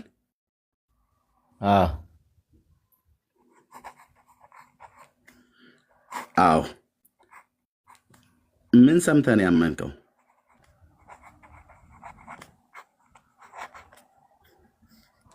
እሱንማ ቅድም ነገር ያለው ኤርሚ ምንድን ነው የሰማኸው? እሱንማ ነገር ያለው ምንድን ነው የሰማኸው? አሁን አንተ በሕፃንነት ጊዜ ምናምን ነው የተጠመቀው ብትለኝ ያው ለምን ምን ሰምተን ያመንከው? እኔ እምነቱን ጥምቀቱ ላይ በኋላ እንሄዳለን። ያመንኩትማ ነገርኩህ እኮ ያመንኩትማ ኢየሱስ ክርስቶስ ለእኔ ብሎ እንደሞተ፣ ለእኔ ብሎ መከራን እንደተቀበለ፣ ለእኔ ብሎ ሞትን ድል አድርጎ እንደተነሳ፣ ወደ አባቱ እንዳረገ፣ በአባቱ ቀኝም እንደሆነ ሳምን። ይህንን እውነት በቃ ክርስቶስ በምድር ሆኖ በምድር መጥቶ ያደረገውን ነገር ለእኔ ነው ብዬ ባጭሩ አጠር እንድናደርገው ስለ ጌታ ሞትና ትንሣኤ ነው ያመንከው አይደል? አዎ በቃ ሞቱና ትንሣኤው ከውልደቱ ጀምሮ እስከ እርገቱ ድረስ ያስተማረው ትምህርት፣ ያደረገው ህይወቱ፣ የከፈለልን የቤዛነት የመስዋዕቱን የቤዛነቱን ስራ ማለት ነው። ኦኬ ይሄንን ያመንከው ማለት ነው። ማን ይሄንን የሰማው? ይሄንን የሰማው ምንድነው? ለማመን ምንድነው የሰማው አልኩ። ይሄንን የሰማው መቼ ነው? እሷ ላይ እኮ ነው ያልተግባባ ነው። እሷ ጋር ነው ጉዳዩ እዚህ ጋር ነች። አንተ ስፔሲፊክ የሆነችው መቼ ነው የሰማው ወንድምነት? የሰማሁትማ ማለት ነው ኤርሚ የሰማሁት እኔ አንድ ቀን ወይ አሁን እኔ አንተ እንደምትለው ለመናገር ፕሊዝ እዚህ ጋር ብቻ ነው ብራዘር፣ እዚች ጋር ያለችዋን ማስተር ኪ በእምነት ፍታት።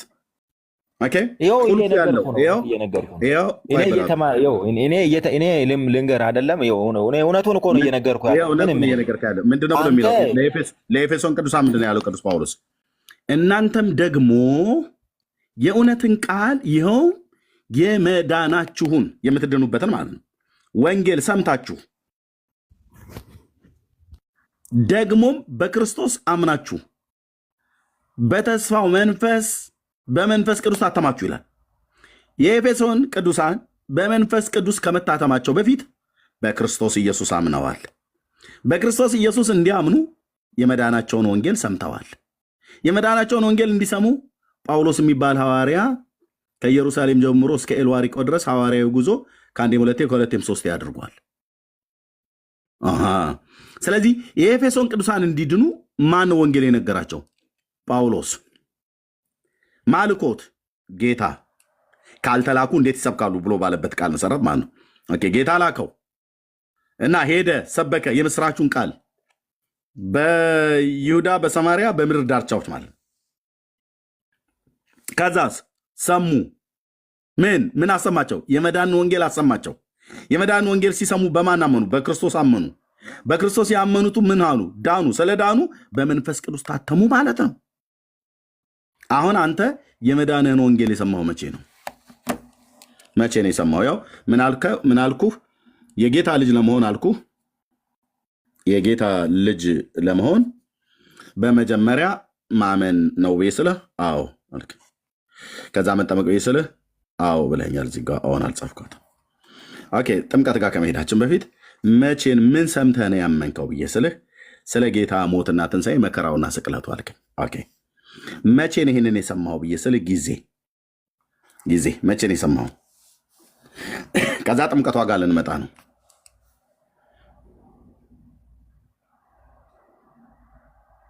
መቼ? እኔ እንዴት ብዬ እየተማርኩ መዳን ትፈልግ ከሆነ ይኸውልህ እኔ ድኛለሁ እኮ ኤርሚ ድኛለሁ። አሁን ድኛለሁ እኔ በግድማ እንዳልዳንክ እና እንደ ዳንክ የእግዚአብሔር ቃል ይመስክርብህ እኮ የእግዚአብሔርን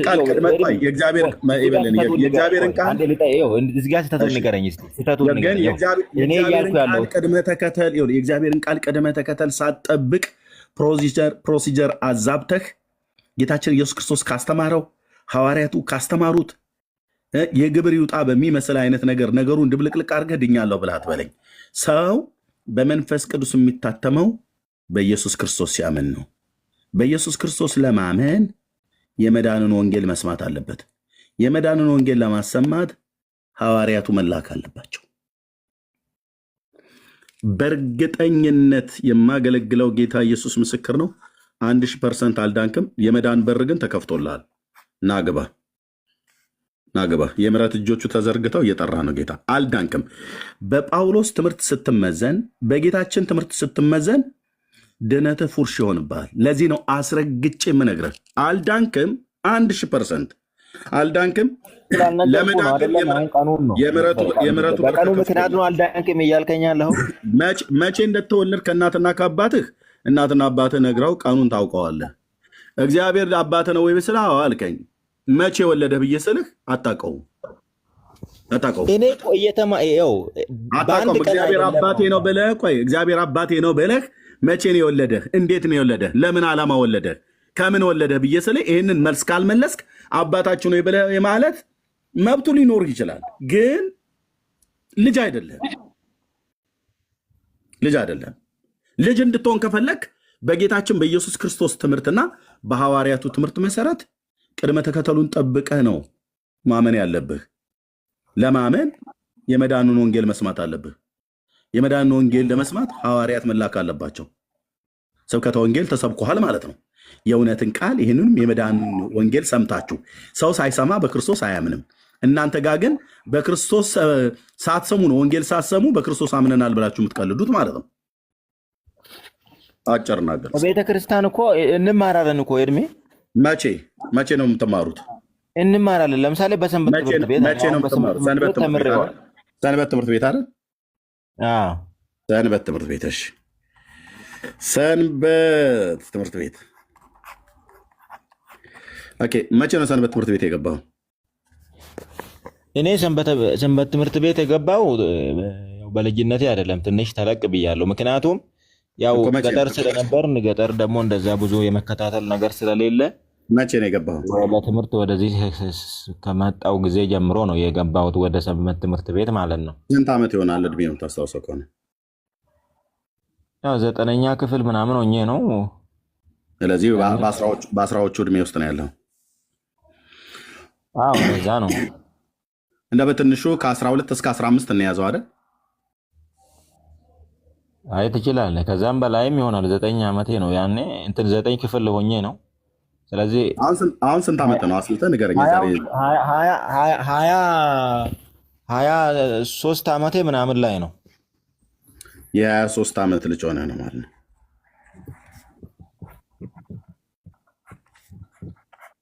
የ23 ዓመት ልጅ በደንብ ክፉና ደጉን ታውቃለህ። ሰንበት ትምህርት ቤት ገባ፣ የመዳኑ ወንጌል ሰማህ አይደል? ይሄ ግን ትክክል ነው። አሁን እኔ በዚህ እድሜ እንትን ያልኩበትን ምክንያት ነግሬዋለሁ። ልክ ነው። ሁሉም በዛ ነው እያልኩ አይደለም። ለምሳሌ በልጅነት የሚማሩ አሉ። የልጅነት ህፃናት ክፍል ምናምን የሚባለው። እኔ ግን ያው በእኔ ችግር ሊሆን ያው ደግሞ ካለንበት ቦታ ታውቃለህ። ደግሞ አንተም የገጠር ልጅ ነኝ ብለሃል።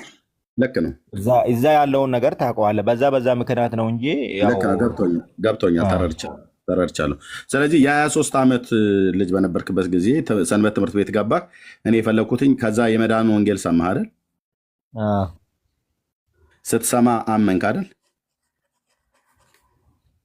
አዎ።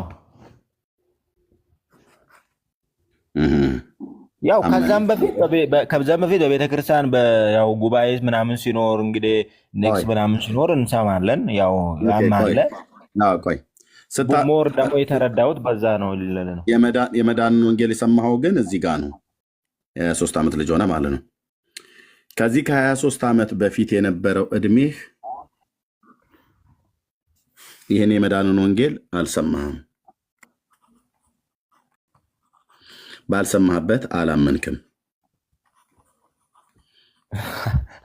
ኧረ ተው፣ ባላመንክበት አልዳንክም። እኔ ያው ሰንበት ትምህርት ቤት የገባሁበት ነው አልኩህ እንጂ እኮ ከዛ በፊት ብራዘር ጉባኤ ምናምን ጉባኤ እኮ እንሄዳለን እኮ ጉባኤ መሄድ አይደለም። ጉባኤው ለምን እልህ ላይ አይሰሩትም? ቤተክርስቲያን መሄዳለን። ቤተክርስቲያኑ ራሱ ለምን እልህ ላይ አይሰሩትም? ልብ በልና ስማኝ። የመዳን ወንጌል የሰማኸው በ23 ዓመት ነው። የመዳን ወንጌል እማራለሁ እኮ እዛም ትምህርት አለ እኮ። ቆይ ልጨርስ። የ23 ዓመት ልጅ ስትሆን የመዳንን ወንጌል ሰማህ። ስትሰማ አመንክ። አዋልክ። እዚህ ጋር ስትሰማ ነው እንግዲህ ስታምን እምነትህ መዳንን ያመጣልህ ማለት ነው። ድነህ ከሆነ እሱ ይጣራል። ኦኬ። ከ23 ዓመት በፊት ግን ያለው ይህንን የመዳንን ወንጌል አልሰማህም። ባልሰማህበት አላመንክም። አልሰማህም፣ ባልሰማህበት አላመንክም፣ ባላመንክበት አልዳንክም። ስለዚህ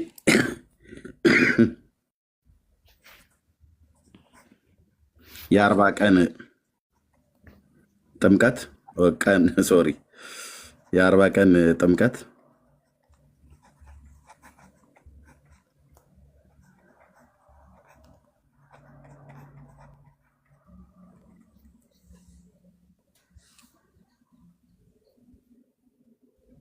ለምን ውሃ ይበላዋል ኤርሚያስ ብለህ ካልከኝ ሳታምን የተጠመቀው አልሰማህም፣ ባልሰማህበት አላመንክም፣ ባላመንክበት አልዳንክም።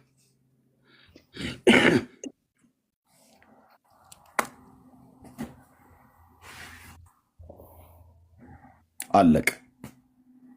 ሕፃን ነኛ በዛን ሰዓት የተጠመቁበት ጊዜ እንዲህ ብሎ ነገር ሕፃን የሆነ ይጠመቅ ብሎ ጌታ ትእዛዝ ባልሰጠበት አንተ ዝም ብለህ በክርስቶስ ትምህርት አትኖርም እንዴ? በሐዋርያቱ ትምህርት አትኖርም እንዴ? ሕፃን ነኝ ልክ ነህ። ማሳበቢያ በሕፃንነት መጠመቅ ግን መጽሐፍ ቅዱስ ይከለክላል። ምክንያት አይሆን። አዎ የታለ? የቱ ጋር ነው የሚፈቅደው ያለው? የሚፈቅድበትን ቦታ አሳዩን። አድራጊዎቹ ይፈቅዳል ብላችሁ አሁን በቃ ልክ ይኸውልህ፣ እችን ነግሬ በደንብ አውራን ተከፈለክ ብራዘር።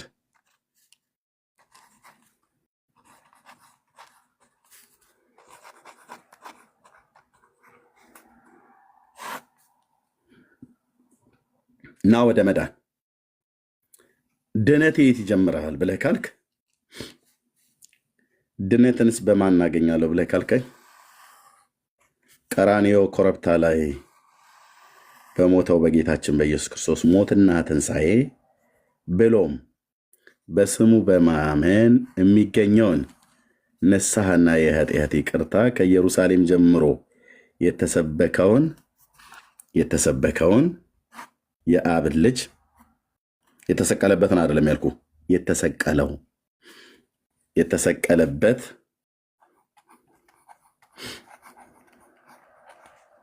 የተሰቀለበትን ሳይሆን የተሰቀለውን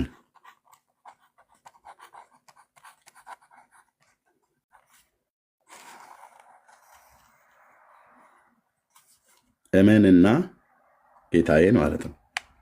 የመዳንህን ወንጌል ሰምተህ ይኸው እየነገርን ነው።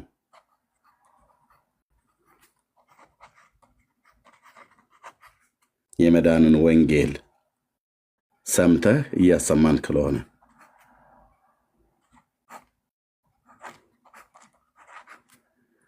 ዳን። የመዳንን ወንጌል ሳትሰማ ድኛለሁ እያልክ ያወራኸው እውነት ልንገርህ፣ በመስቀሉ ትምህርት በክርስቶስ ኢየሱስ ማለት ነው ሲባዛ ዜሮ ይሆንብሃል። ለዘላለም ነው የምጠፋው ብራዘር፣ ለዘላለም ከኃይሉ ርቅ። ጌታችን ያስተማረውን ትምህርት ረግጠኸው ዘለኸው፣ ሐዋርያቱ ያስተማሩትን ዘለኸው መዳንን አታገኝም። ያው ቅዱስ ጳውሎስ የመዳናችሁን ቃል የእውነትን ቃል ይኸውም የመዳናችሁን ወንጌል ሰምታችሁ ይላል። ሰው ወንጌል ሳይሰማ አያምንም፣ ሳያምን አይድንም። ግልጽ እኮ ነው። ሰው ወንጌል ሳይሰማ አያምንም፣ ሳያምን አይድንም። እናንተ ጋር ግን ወንጌል ሳሰሙ ሳታምኑ ጥምቀቱንም አታውቀውም፣ ከጥምቀት ጀመራችሁ።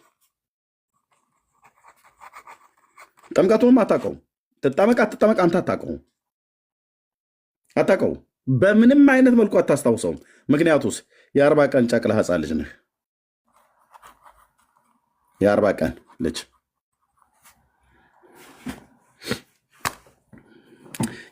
ልጅ የመዳንን ወንጌል ሳትሰማ እና ውሃ ለህ ላይ ያፈሰሱብህ።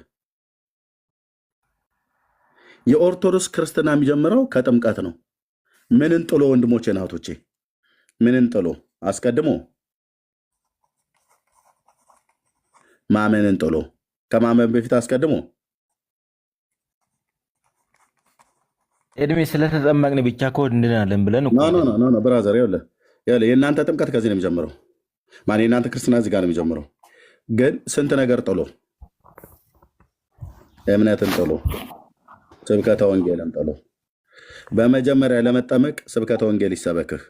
ያ ስብከተ ወንጌል የመዳን ወንጌል ይባላል። ያን የመዳን ወንጌል ስትሰማ ታምናለህ። ስታምን ታጠመቃለህ። ከተጠመቅክ በኋላ ጌታ ያዘዘውን እናስተምርሃለን።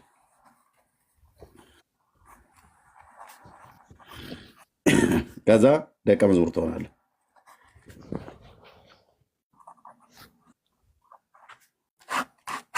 አለቀ። ይህን ቅድመ ተከተል አዛብተህ ብራዘር ይበለን አዛብተህ ብትሄድ ወየውልህ፣ ባትፈጠር ባትወለድ ይሻልሃል። የምትሞነጫጭረው የመስቀሉ ላይ የሞተውን የጌታችን የኢየሱስ ክርስቶስን ትምህርት ነው። እሱ በመጀመሪያ አጥምቁ አላለም። ወንጌልን ስብከተ ወንጌልን ስበኩ ነው ያለው ሐዋርያቱን። ሐዋርያቱ ምንድን ነው ያላቸው? ላካቸው። ወዴት? ወደ ዓለም ሁሉ። ከዛ ሄዱና ከጥምቀት ጀምሮ አላለም። ከጥምቀት ዋናው ጥምቀት ነውና ከጥምቀት ጀምሮ አላለም። ላካቸው ሐዋርያቱን ወዴት? ወደ ዓለም ሄዳችሁ ወንጌልን ለፍጥረት ሁሉ ስበኩ። ማርቆስ ወንጌልን ጻፍ ምዕራፍ 16 ቁጥር 15 ስበኩ ወንጌልን። ከዛስ ስትሰብኩት ሰው ይሰማል። ከሰማስ በኋላ ያምናል። ካመነስ በኋላ አጥምቁት። ያጠመቃቸውን አስተምሯቸው። ከዛስ ደቀ መዛሙርት አድርጓቸው። እነሆ እስከ ዓለም ፍጻሜ ድረስ ሁልጊዜ ከእናንተ ጋር ነኝ። የእናንተስ? በእናንተ ቤት ጥምቀት በመጀመሪያ፣ እምነት የለም ከመጀመሪያ አይደለም። ስብከተ ወንጌል የለም። ዋናው ጥምቀት ነው። ከእናትህ ማኅፀን 40 ቀን ልጅ ውልቅ ብለህ ስትወጣ እትብትህ ሳይደርቅ እርግብግቢትህ ሳይገጥም ወስደው ውሃ ላይ ያፈሱብሃል ብለህ ውሃ ላይ ሲነካ አልቀሰህ የተጠመቀውን ጥምቀት ብለህ ስትለኝ በጣም ነው የሚያሳዝነው። ይሄ የጌታችን የኢየሱስ ክርስቶስ ትምህርት ነው። እስኪ አይደለም ተሳስተሃል ብሎ የሚል ሰው ይምጣ። ሐዋርያቱን ላካቸው ወዴት? ወደ ዓለም ሁሉ ሄዳችሁ ወንጌል ለፍጥረት ሁሉ ስበኩ። ከዛስ ስትሰብኩ ሰው ይሰማል። ከዛስ ያምናል። ከዛስ ያመኑትን አጥምቁ። ከዛስ አስተምሯቸው። ከዛ ደቀ መዛሙርት አድርጉ። ይሄ ነው ቅድመ ተከተሉ። በኦርቶዶክስ ቤተክርስቲያንስ በመጀመሪያ ከእናትህ ማኅፀን ትወጣለህ። ከዛ ውሃ ያጠምቀዋል። ከዛ አያስተምሩም። ክር አንገት ላይ ያስሩልሃል። ከዛ ደቀ መዝሙርም አትሆንም፣ የክርስቶስ ተከታይም አትሆንም። ጫት ሲቅም ነው የሚውለው ትውልድ ሁሉ ማለት በኃጢአት ጎዳና። ስብከትም የለም፣ ትምህርትም የለም፣ ደቀ መዝሙርነት የሚባል ትምህርት የለም። በቃ እዚህ ጋር የ40 ቀን ሕፃን ልጅ ትጠመቃለህ። 3 ክሮች ጥቁር፣ ነጭ፣ ቀይ የግብፅ ባንዲራ አንገት ላይ ይታሰርልሃል። በቃ ማንም ክርስቲያን መሆንን ሲጠይቅህ እሱን አሳይ ብለዋል። በቃ ማህተቤን አልበጥስም ትኖራለች ለዘላለም ትላለህ። ክር በጥስ አትበጥስ ጉዳዩ እሱ አይደለም። ጉዳዩ ወንድሞቼ ናቶቼ፣ ሰይጣን በጣም ነው እኮ ትውልድን የተጫወተበት። ማህተቤን አልበጥስም ይላል።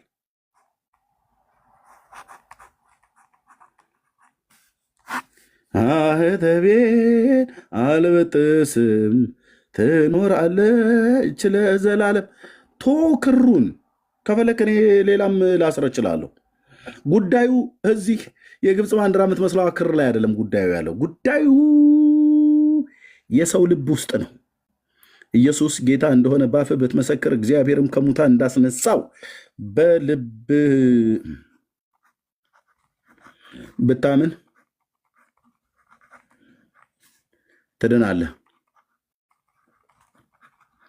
ጳውሎስ ሐዋርያው ብልሽትሽት አድርጎት ነው ሄደው የሃይማኖተኞች ትምህርት እንዳያንሰራራ አድርጎ ማለት ብልሽትሽት ማለት የሃይማኖተኞችን ትምህርት ጨፍጨፍ አድርጎት። እግዚአብሔር ታላቅ ሰው በልብ ብታምን ትድናለህ። ምኑን በልባችን እንመን? ቅዱስ ጳውሎስ ምኑን ነው የምናምነው?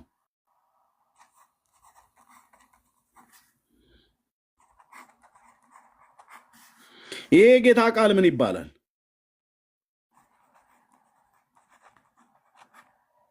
ይሄ ወንጌል ምንድን ነው?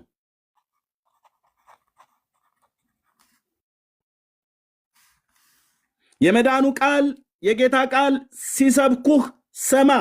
ሰምተህ በልብህ እመን።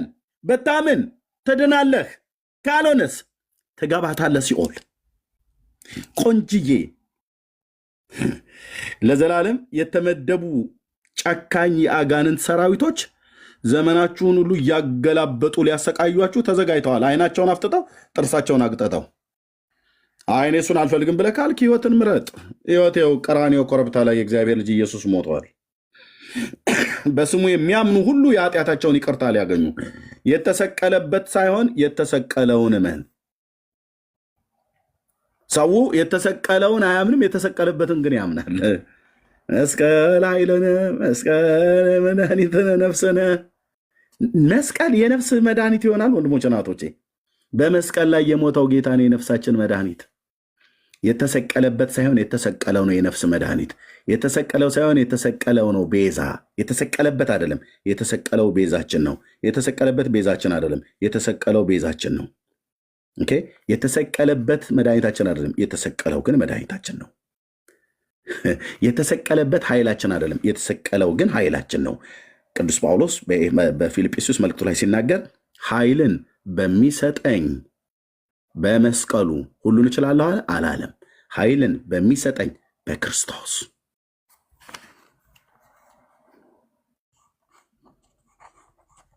ሰየኔ አባት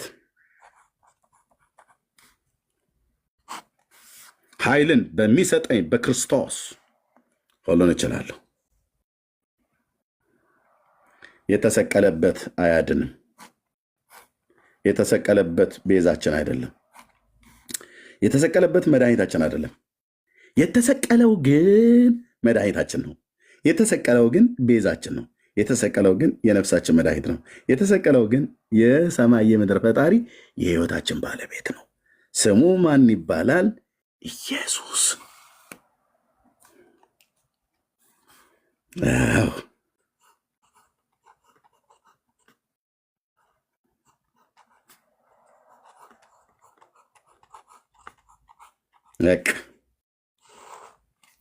ለቅ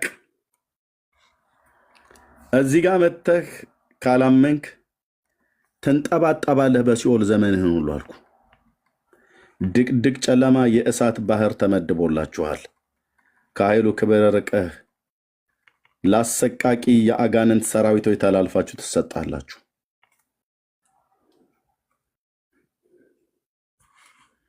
ለፍጥረቱ ሁሉ ቤዛ ሆኖ ቀራንዮ ኮረብታ ላይ የተሰቃየ የእግዚአብሔር ልጅ ኢየሱስ ክርስቶስ እሱ የላካቸው ሐዋርያት እንዲሰብኩ ነው። የሰበኩትም የእውነትን ቃል ነው። ያ የእውነት ቃልም የመዳን ወንጌል ነው። ያን የመዳን ወንጌል ሰበኩ። ሲሰብኩ የኤፌሶን ሰዎች አመኑ። ያመኑቱ በክርስቶስ ያመኑቱ ዳኑ። ከጥምቀት አይደለም የተጀመረው።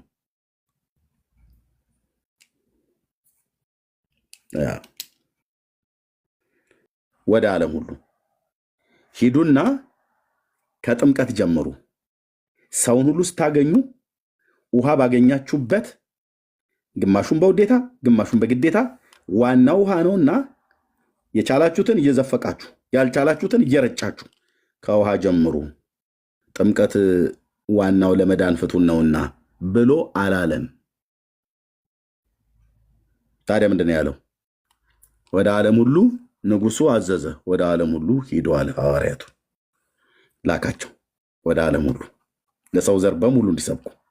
ሄዳችሁም ወንጌልን ለፍጥረት ሁሉ ሰበኩ። ሲሰብኩ እነሱ ህዝቡ የተሰማው ህዝብ ያምናል። ያመኑትን አጥምቁ። ያጠመቃችኋቸውን አስተምሯቸው። ከዛ ደቀ መዛሙርት ይሆናሉ። አለቀ። ግልጽ እኮ ነው። ግልጽ እኮ ነው። እንዴት ደስ ይላል አንተዬ! እንኳን ጴንጤ ያደረከኝ ኢየሱስ ክርስቶስ፣ እንኳን ወደዚህ ህይወት ጠራኝ። ወተፍተፍ ያለ ትምህርት የሌለበት ደብልቅልቅ ያለ ትምህርት የሌለበት መዳንን በተመለከተ ሁላችንም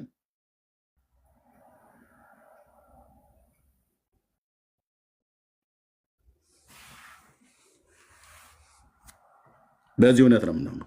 በቃ ሰው ይመጣና ከጥምቀት ጀምሮ ይሄን ወንጌል ሳይሰማ ሳያምን ይጠመቃል እንዴ? አሁን ወንድማችን ይበለን ወንጌል አልሰማም አላምንም። ምክንያቱስ እድሜው የ40 ቀን ህፃን ልጅ ነው እና ተጠመቀ። ጥምቀቱንም አያውቀውም። ወንጌልም አልሰማም አላምንምም። ጥምቀቱን መጠመቁንም አያውቅም። እስካሁንም ድረስ አልተማረም። እስካሁንም ድረስ የክርስቶስ ደቀ መዝሙር አይደለም። ስለዚህ ፐርሰንት የለም። ይሄናል ግን 1000%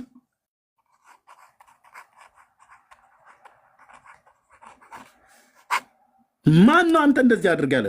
በጳውሎስና በኢየሱስ ክርስቶስ ትምህርት ነው የምትመዘነው። አልዳንክ። ለመዳን ግን የምሕረት እጆቹ ቅዱስ ጳውሎስ ለቆሮንቶስ አማኞች እንለምናችኋለን ብሎ እንዳለ እለምንሃለሁ። የምሕረቱ በር በርግዶ ተከፍቷል፣ አልተዘጋም በሩ።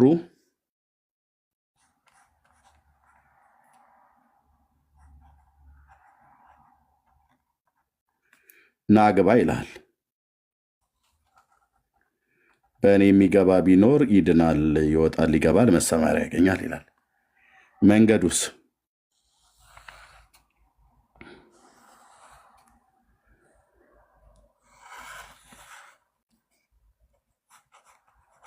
እግዚአብሔር አብ ጋር መዳረሻው መንገድ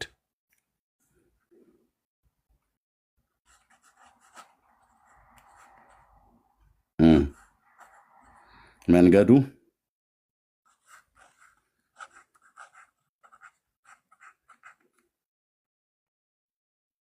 በማርያም በኩል ወደ አብ አትገባም፣ በሚካኤልም አትመጣም፣ በአቡነ ተክለ ሃይማኖትም ድርሽ አትልም።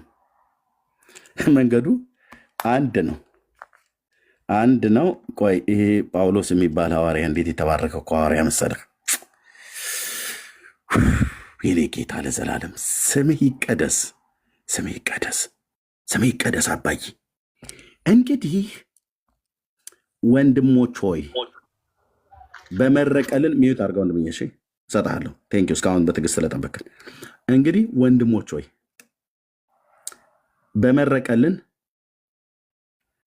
በአዲስና በሕያው መንገዶች እንዴት ነው ኤርምያስ የምታነበው? ቆይ ላንብበው እንደገና ድጋሚ። እንግዲህ ወንድሞች ሆይ በመረቀልን በአዲስና በሕያው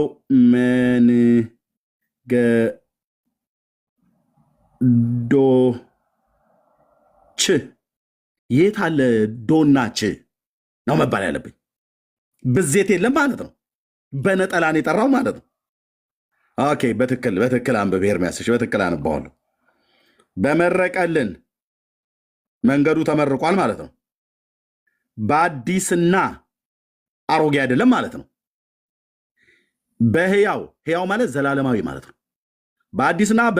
በአዲስና በዘላለማዊ ማለት ነው። ሕያው ማለት በዘላለማዊው መንገዶች ሳይሆን መንገድ በነጠላ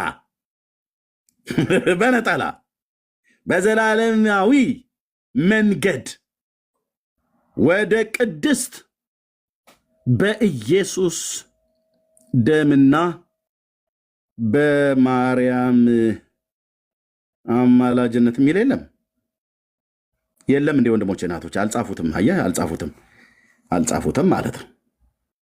በኢየሱስ ደም በመጋረጃው ማለት በጨርቁ ነው። ኖ ጨርቅ አይደለም የሚያወራው። መጋረጃው ማለትም በስጋው በኩል እንድንገባ ድፍረት ስላለን በእግዚአብሔር ቤት ላይ የሆነ ታላቅ ካህን ስላለን ይላላ። እንዴት ደስ ይላል! ኦ እግዚአብሔር አብ የጌታችን የኢየሱስ ክርስቶስ አምላክና አባት ቅዱስ ስምህ ለዘላለም ይቀደስ። ስንት መንገድ ነው የመረቅክልን? አንድ። እዚህ እኮ ታዲያ መንገዶች ሁሉ እኮ ወደ ሮም ያመለክታሉ ብለው እንደሚሉ በእመቤታችን በኩል ትገባላችሁ፣ በተክልዬ፣ በአቦዬ፣ በአርሴማ፣ በበርሶማ፣ በበርጩማ ምናምን ነገር እያሉን ነው። የለም እንዳትሰሟቸው ነው ብሎ የሚል እንዳትሰማቸው። አነ ውእቱ ፍኖተ ጽድቆ ሕይወት ያለው ጌታዬ ነው። እንዴት ደስ ይላል! ኢየሱሴ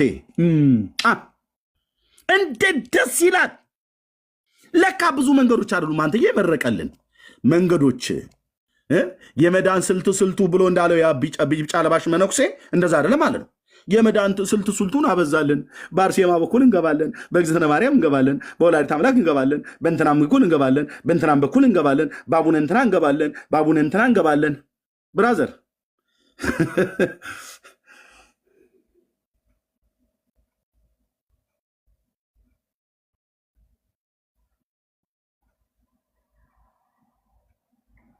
ዝግ ነው።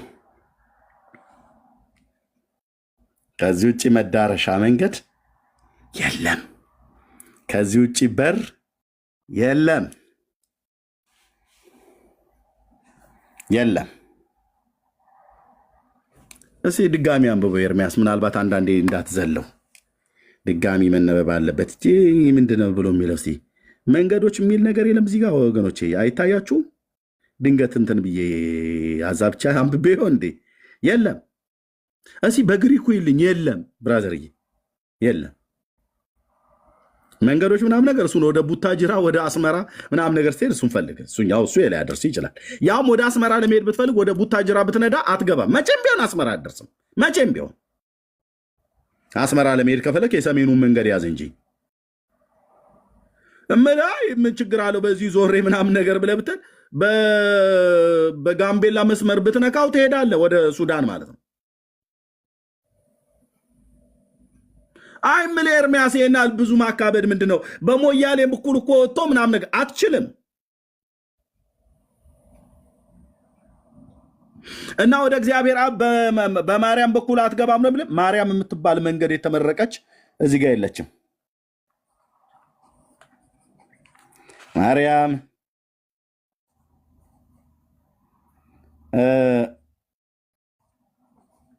አርሴማ ከተማ በርሶማ ጥራ የምጠራውን ደርድር። በዚህ ብትሄድ ዝግ ነው። ዝግ በእነዚህ በኩል መጥተህ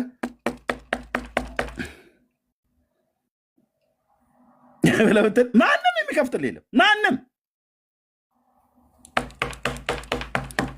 በእመቤቴ በወላዲቴ በኩል ነው የመጣሁት ክፈቱልኝ የሚሰማ የለም።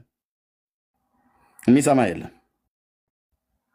እንደውም እንደዚህ በእነዚህ በኩል የሚመጡትን መጽሐፉ ምን ይላቸዋል? ቆንጅዬ ስም ሰጥቷቸዋል። መጽሐፉ ምን ይላቸዋል? በቆንጅዬ ስም ነው የጻፋቸው። ሌባ ማለት ሌባ፣ እደግመዋለሁ፣ እሰልሰዋለሁ፣ ሌቦች። እንዴ ስድብ ጀመርክ እንደ ኤርሚያስ? እኔ አይደለሁም ያልኩት ጌታዬ ነው ያለው። ከዛስ ሌላኛው መጠሪያ ደግሞ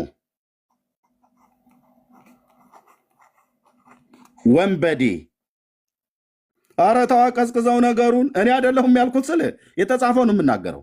በዮሐንስ ወንጌል መጽሐፍ ምዕራፍ 10 ላይ በሩን በእኔ የሚገባ ቢኖር ይድናል፣ በሌሎች ግን እመጣለሁ ብሎ የሚል ሌባና ወንበዴ ነው ብሏል። እግዚኦ። እና በማርያም በኩል እገባለሁ ብሎ የሚል ወደ መንግስተ ሰማያት እገባለሁ ብሎ የሚል ወንበዴ ሌባ፣ በአርሴማ በኩል እገባለሁ ወደ አብ ደርሳለሁ ብሎ የሚል ወንበዴና ሌባ። ምን ሆነሃል ኤርሚያስ? ይኸው ነው። እኔ ክርስቶስ ወንጌል አገልጋይ ነኝ። በእርሶማ በበርጩማ ብለህ ብትል ወንበዴና ሌባ። ለምንድነው ወንበዴና ሌባ የተባሉት? በበሩ በኩል አልመጡማ። በረኛው እንዲከፍትልህ ከፈለክ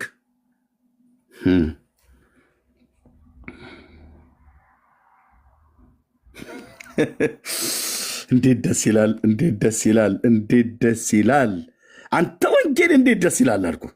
ይኸውልህ እንደዚሁ ይኸው ድፍን 25 እና 27 ዓመት ሆነኝ ፍልቅልቅ እንዳደረገኝ መድኃኒዓለም ስሙ ለዘላለም ይቀደስ። ጌታዬ ኢየሱስ ክርስቶስ እውነት እውነት እላችኋለሁ ወደ በጎች በረት በበሩ የማይገባ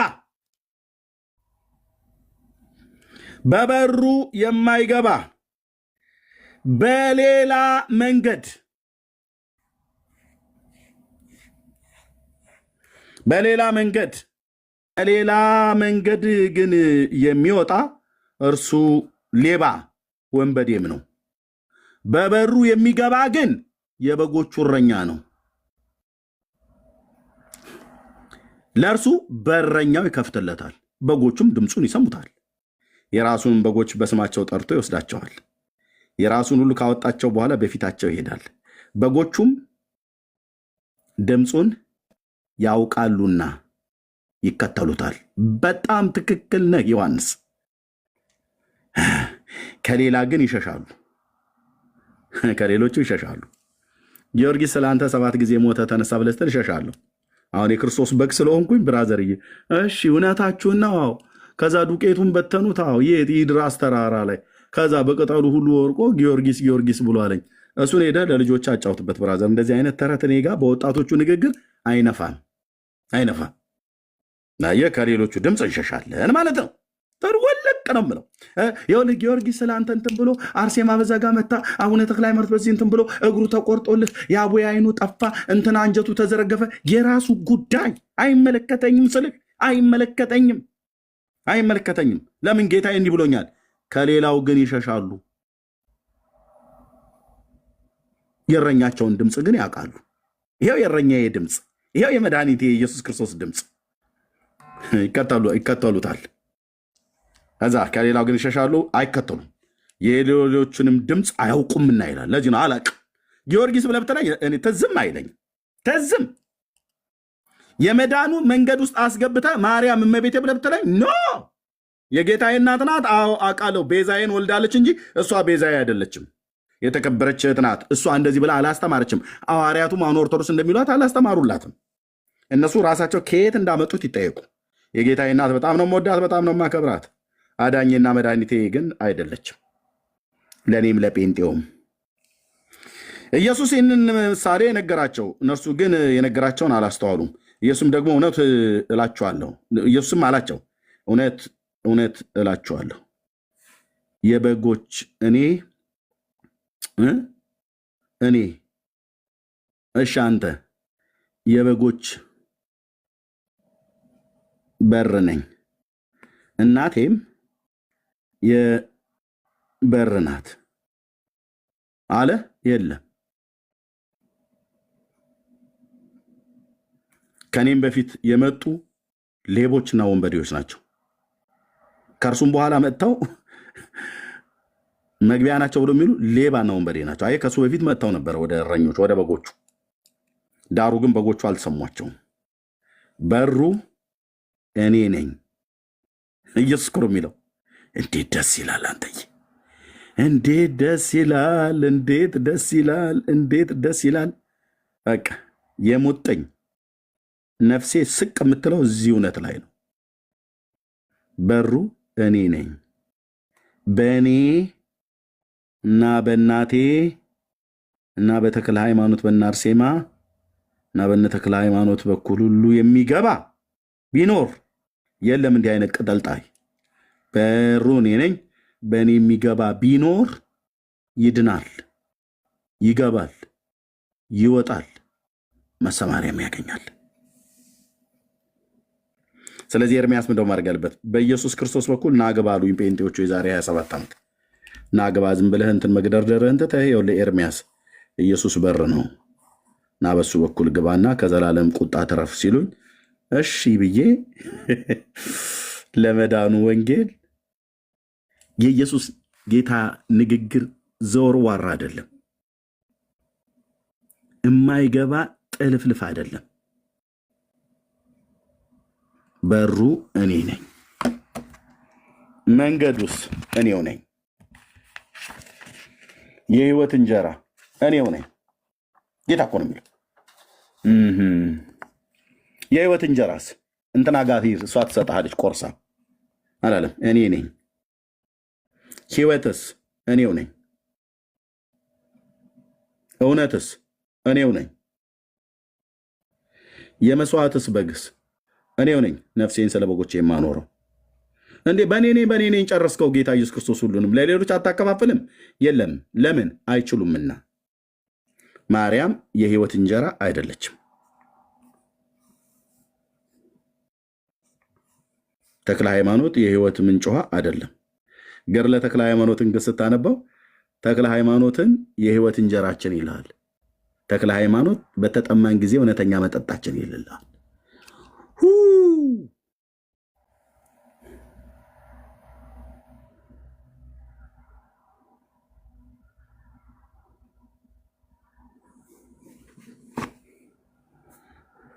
ጌታ ኢየሱስ ይወዳችኋል። የዘመናችሁ ቁጥር እንዳያልቅ ኦኬ።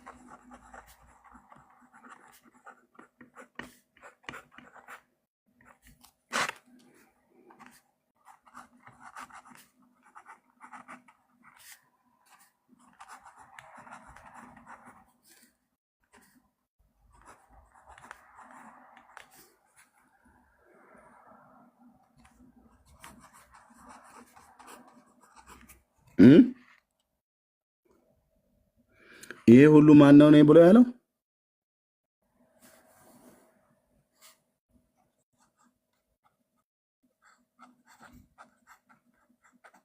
በሙሉ ሙላዎችን ጨምራት እዚህ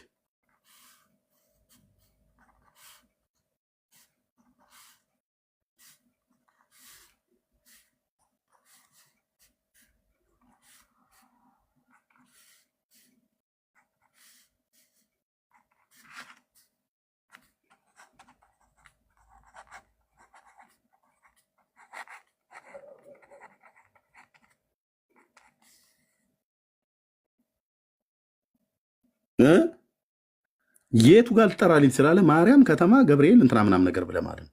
የለም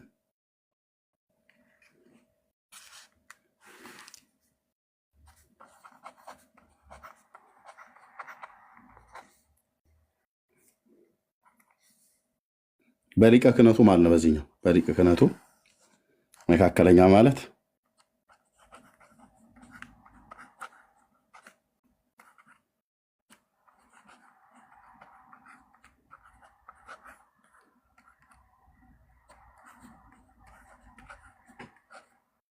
ኧረ ለሆነ ፍጡር ስጥ። የለም የለም፣ አንሰጥም አንሰጥም። እምቢ። ለምን? መጽሐፉ አልሰጣቸውም።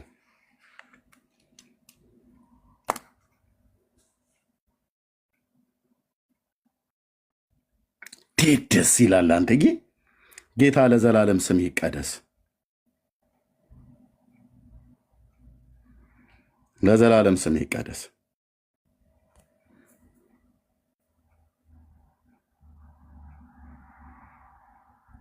ዝም ጭጭ ነው የሚሉት ፍጥረት ሁሉ። ይህንን እውነት አትጋፋውም። በጥቅስ እያስደገፍኩ ላጥ እያደረኩ እሰካካላለሁ ማለት ነው። ውዴ እዚህ ቆሟል። ንጉሱ ያው ውዴ እዚህ ቆሟል። እኔ ነኝ ያለው የዘመናት ንጉስ፣ የምድር ዳርቻዎች ሁሉ ፈጣሪ ኢየሱስ ክርስቶስ የእግዚአብሔር ልጅ።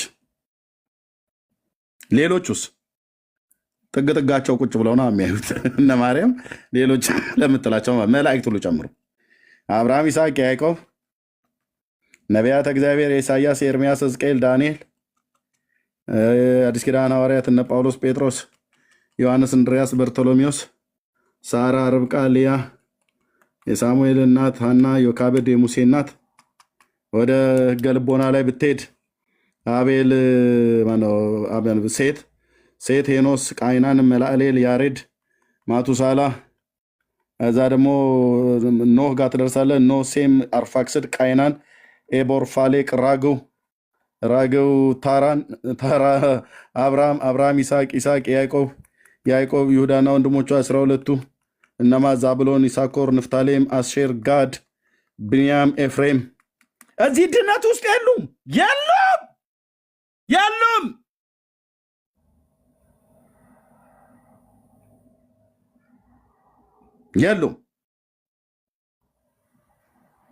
ጥግ ትይዛለህ ማለት ነው። እንደ ከዋክብት ዙሪያውን ከበው በዙፋኑ ፊት የሚደፉለት አንድ በግ ብቻ አለ። አምላክ ሰው ስግው ቃል ኢየሱስ ክርስቶስ። እነዚህ ሁሉ እዚህ የተደረደሩት ማለት ነው። መላእክት ሚካኤል፣ ገብርኤል፣ ሱራፌል፣ ኪሩቤል፣ 24ቱ ሽማግሌዎች፣ 4ቱ እንስሶች፣ በሰማይ በምድር ያለ ፍጥረት ሁሉ በሙሉ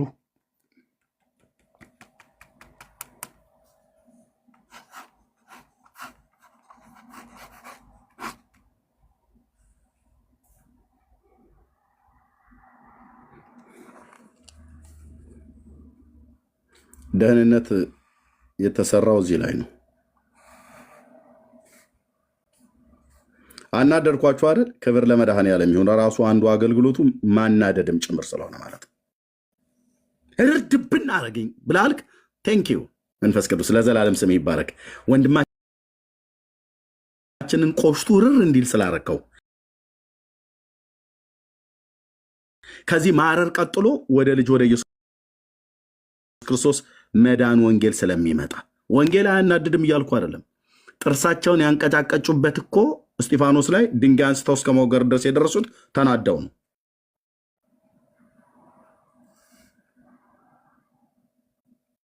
አምላክ ሰው የድንግል የማህፀኗ ፍሬ እዚህ ቀራንዮ ኮረብታ ላይ ሞተዋል። እሱ ነው እነዚህን ሁሉ ነኝ ያለው እንጂ እነዚህ በዙሪያ የተኮለኮሉ ሁሉ ናቸው አላለም።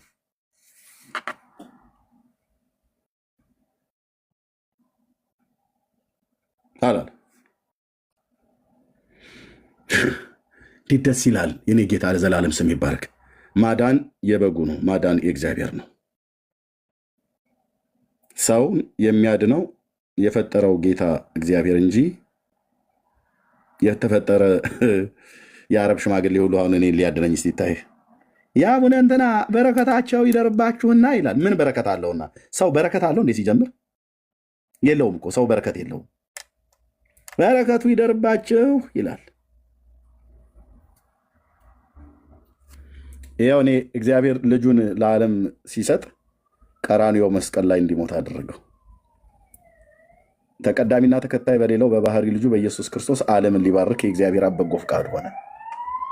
ስለዚህ ቅዱስ ጴጥሮስ ሲናገር ምን አለ?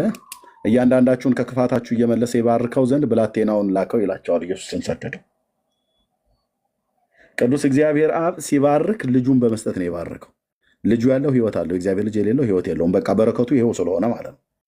ከዛ ውጭ አንተ ከሶሪያ ሀገር መጡ የተባለ የቋቋ ሽማግሌና አሮጊት ሰብስበህ የእንትና በረከቱ ይደርብበት ትላለህ እንዴ? ያደርግልህ የበሽር አልአሳድ ወንድም ምን እኔ ላይ ምን በረከት ያሳድራል? ከአውሮፓም አምጣው አልኩ። የሀገር በቀል አሮጊትም ሽማግሌም ይነሳ፣ ማንንም ጥራ አልኩ።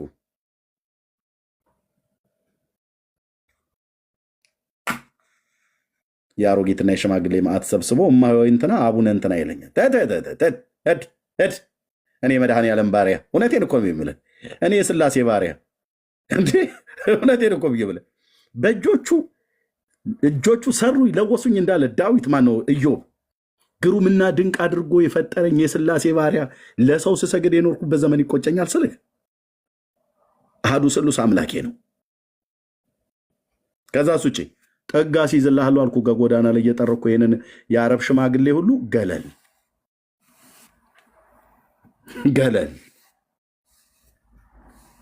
እውነተኛው መንገድ፣ እውነተኛው ህይወት፣ እውነተኛው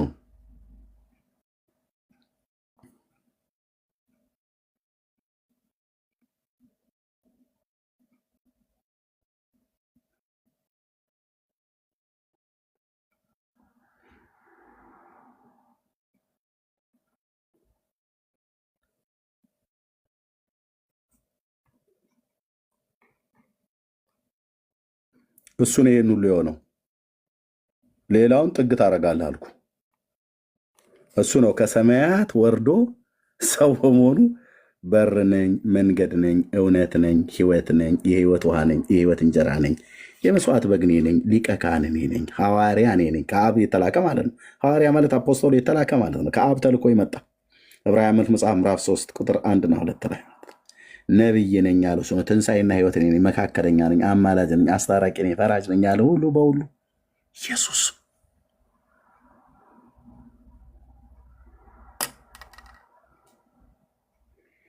ወደዚህ እውነት ኑ፣ በዚህ እውነት እመኑ፣ ነፍስህን ታድናለህ።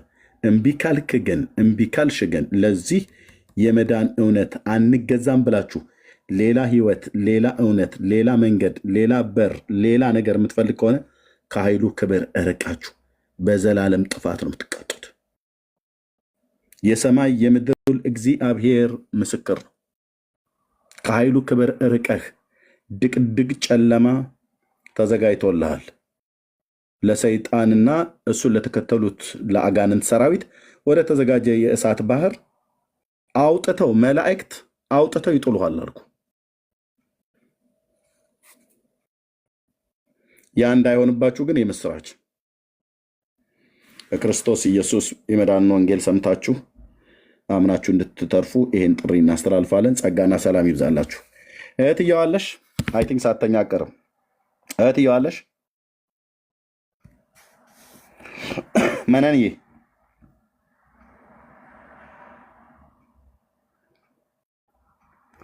ምንን እያለሽ አይ ቲንክ እሷ ጋር እኩለ ሌሊት ነው አሜሪካ ስለሆነች።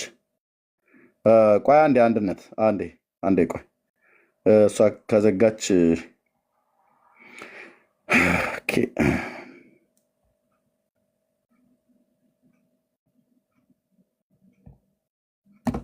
አንዴ ቆይ ጠብቁኝ።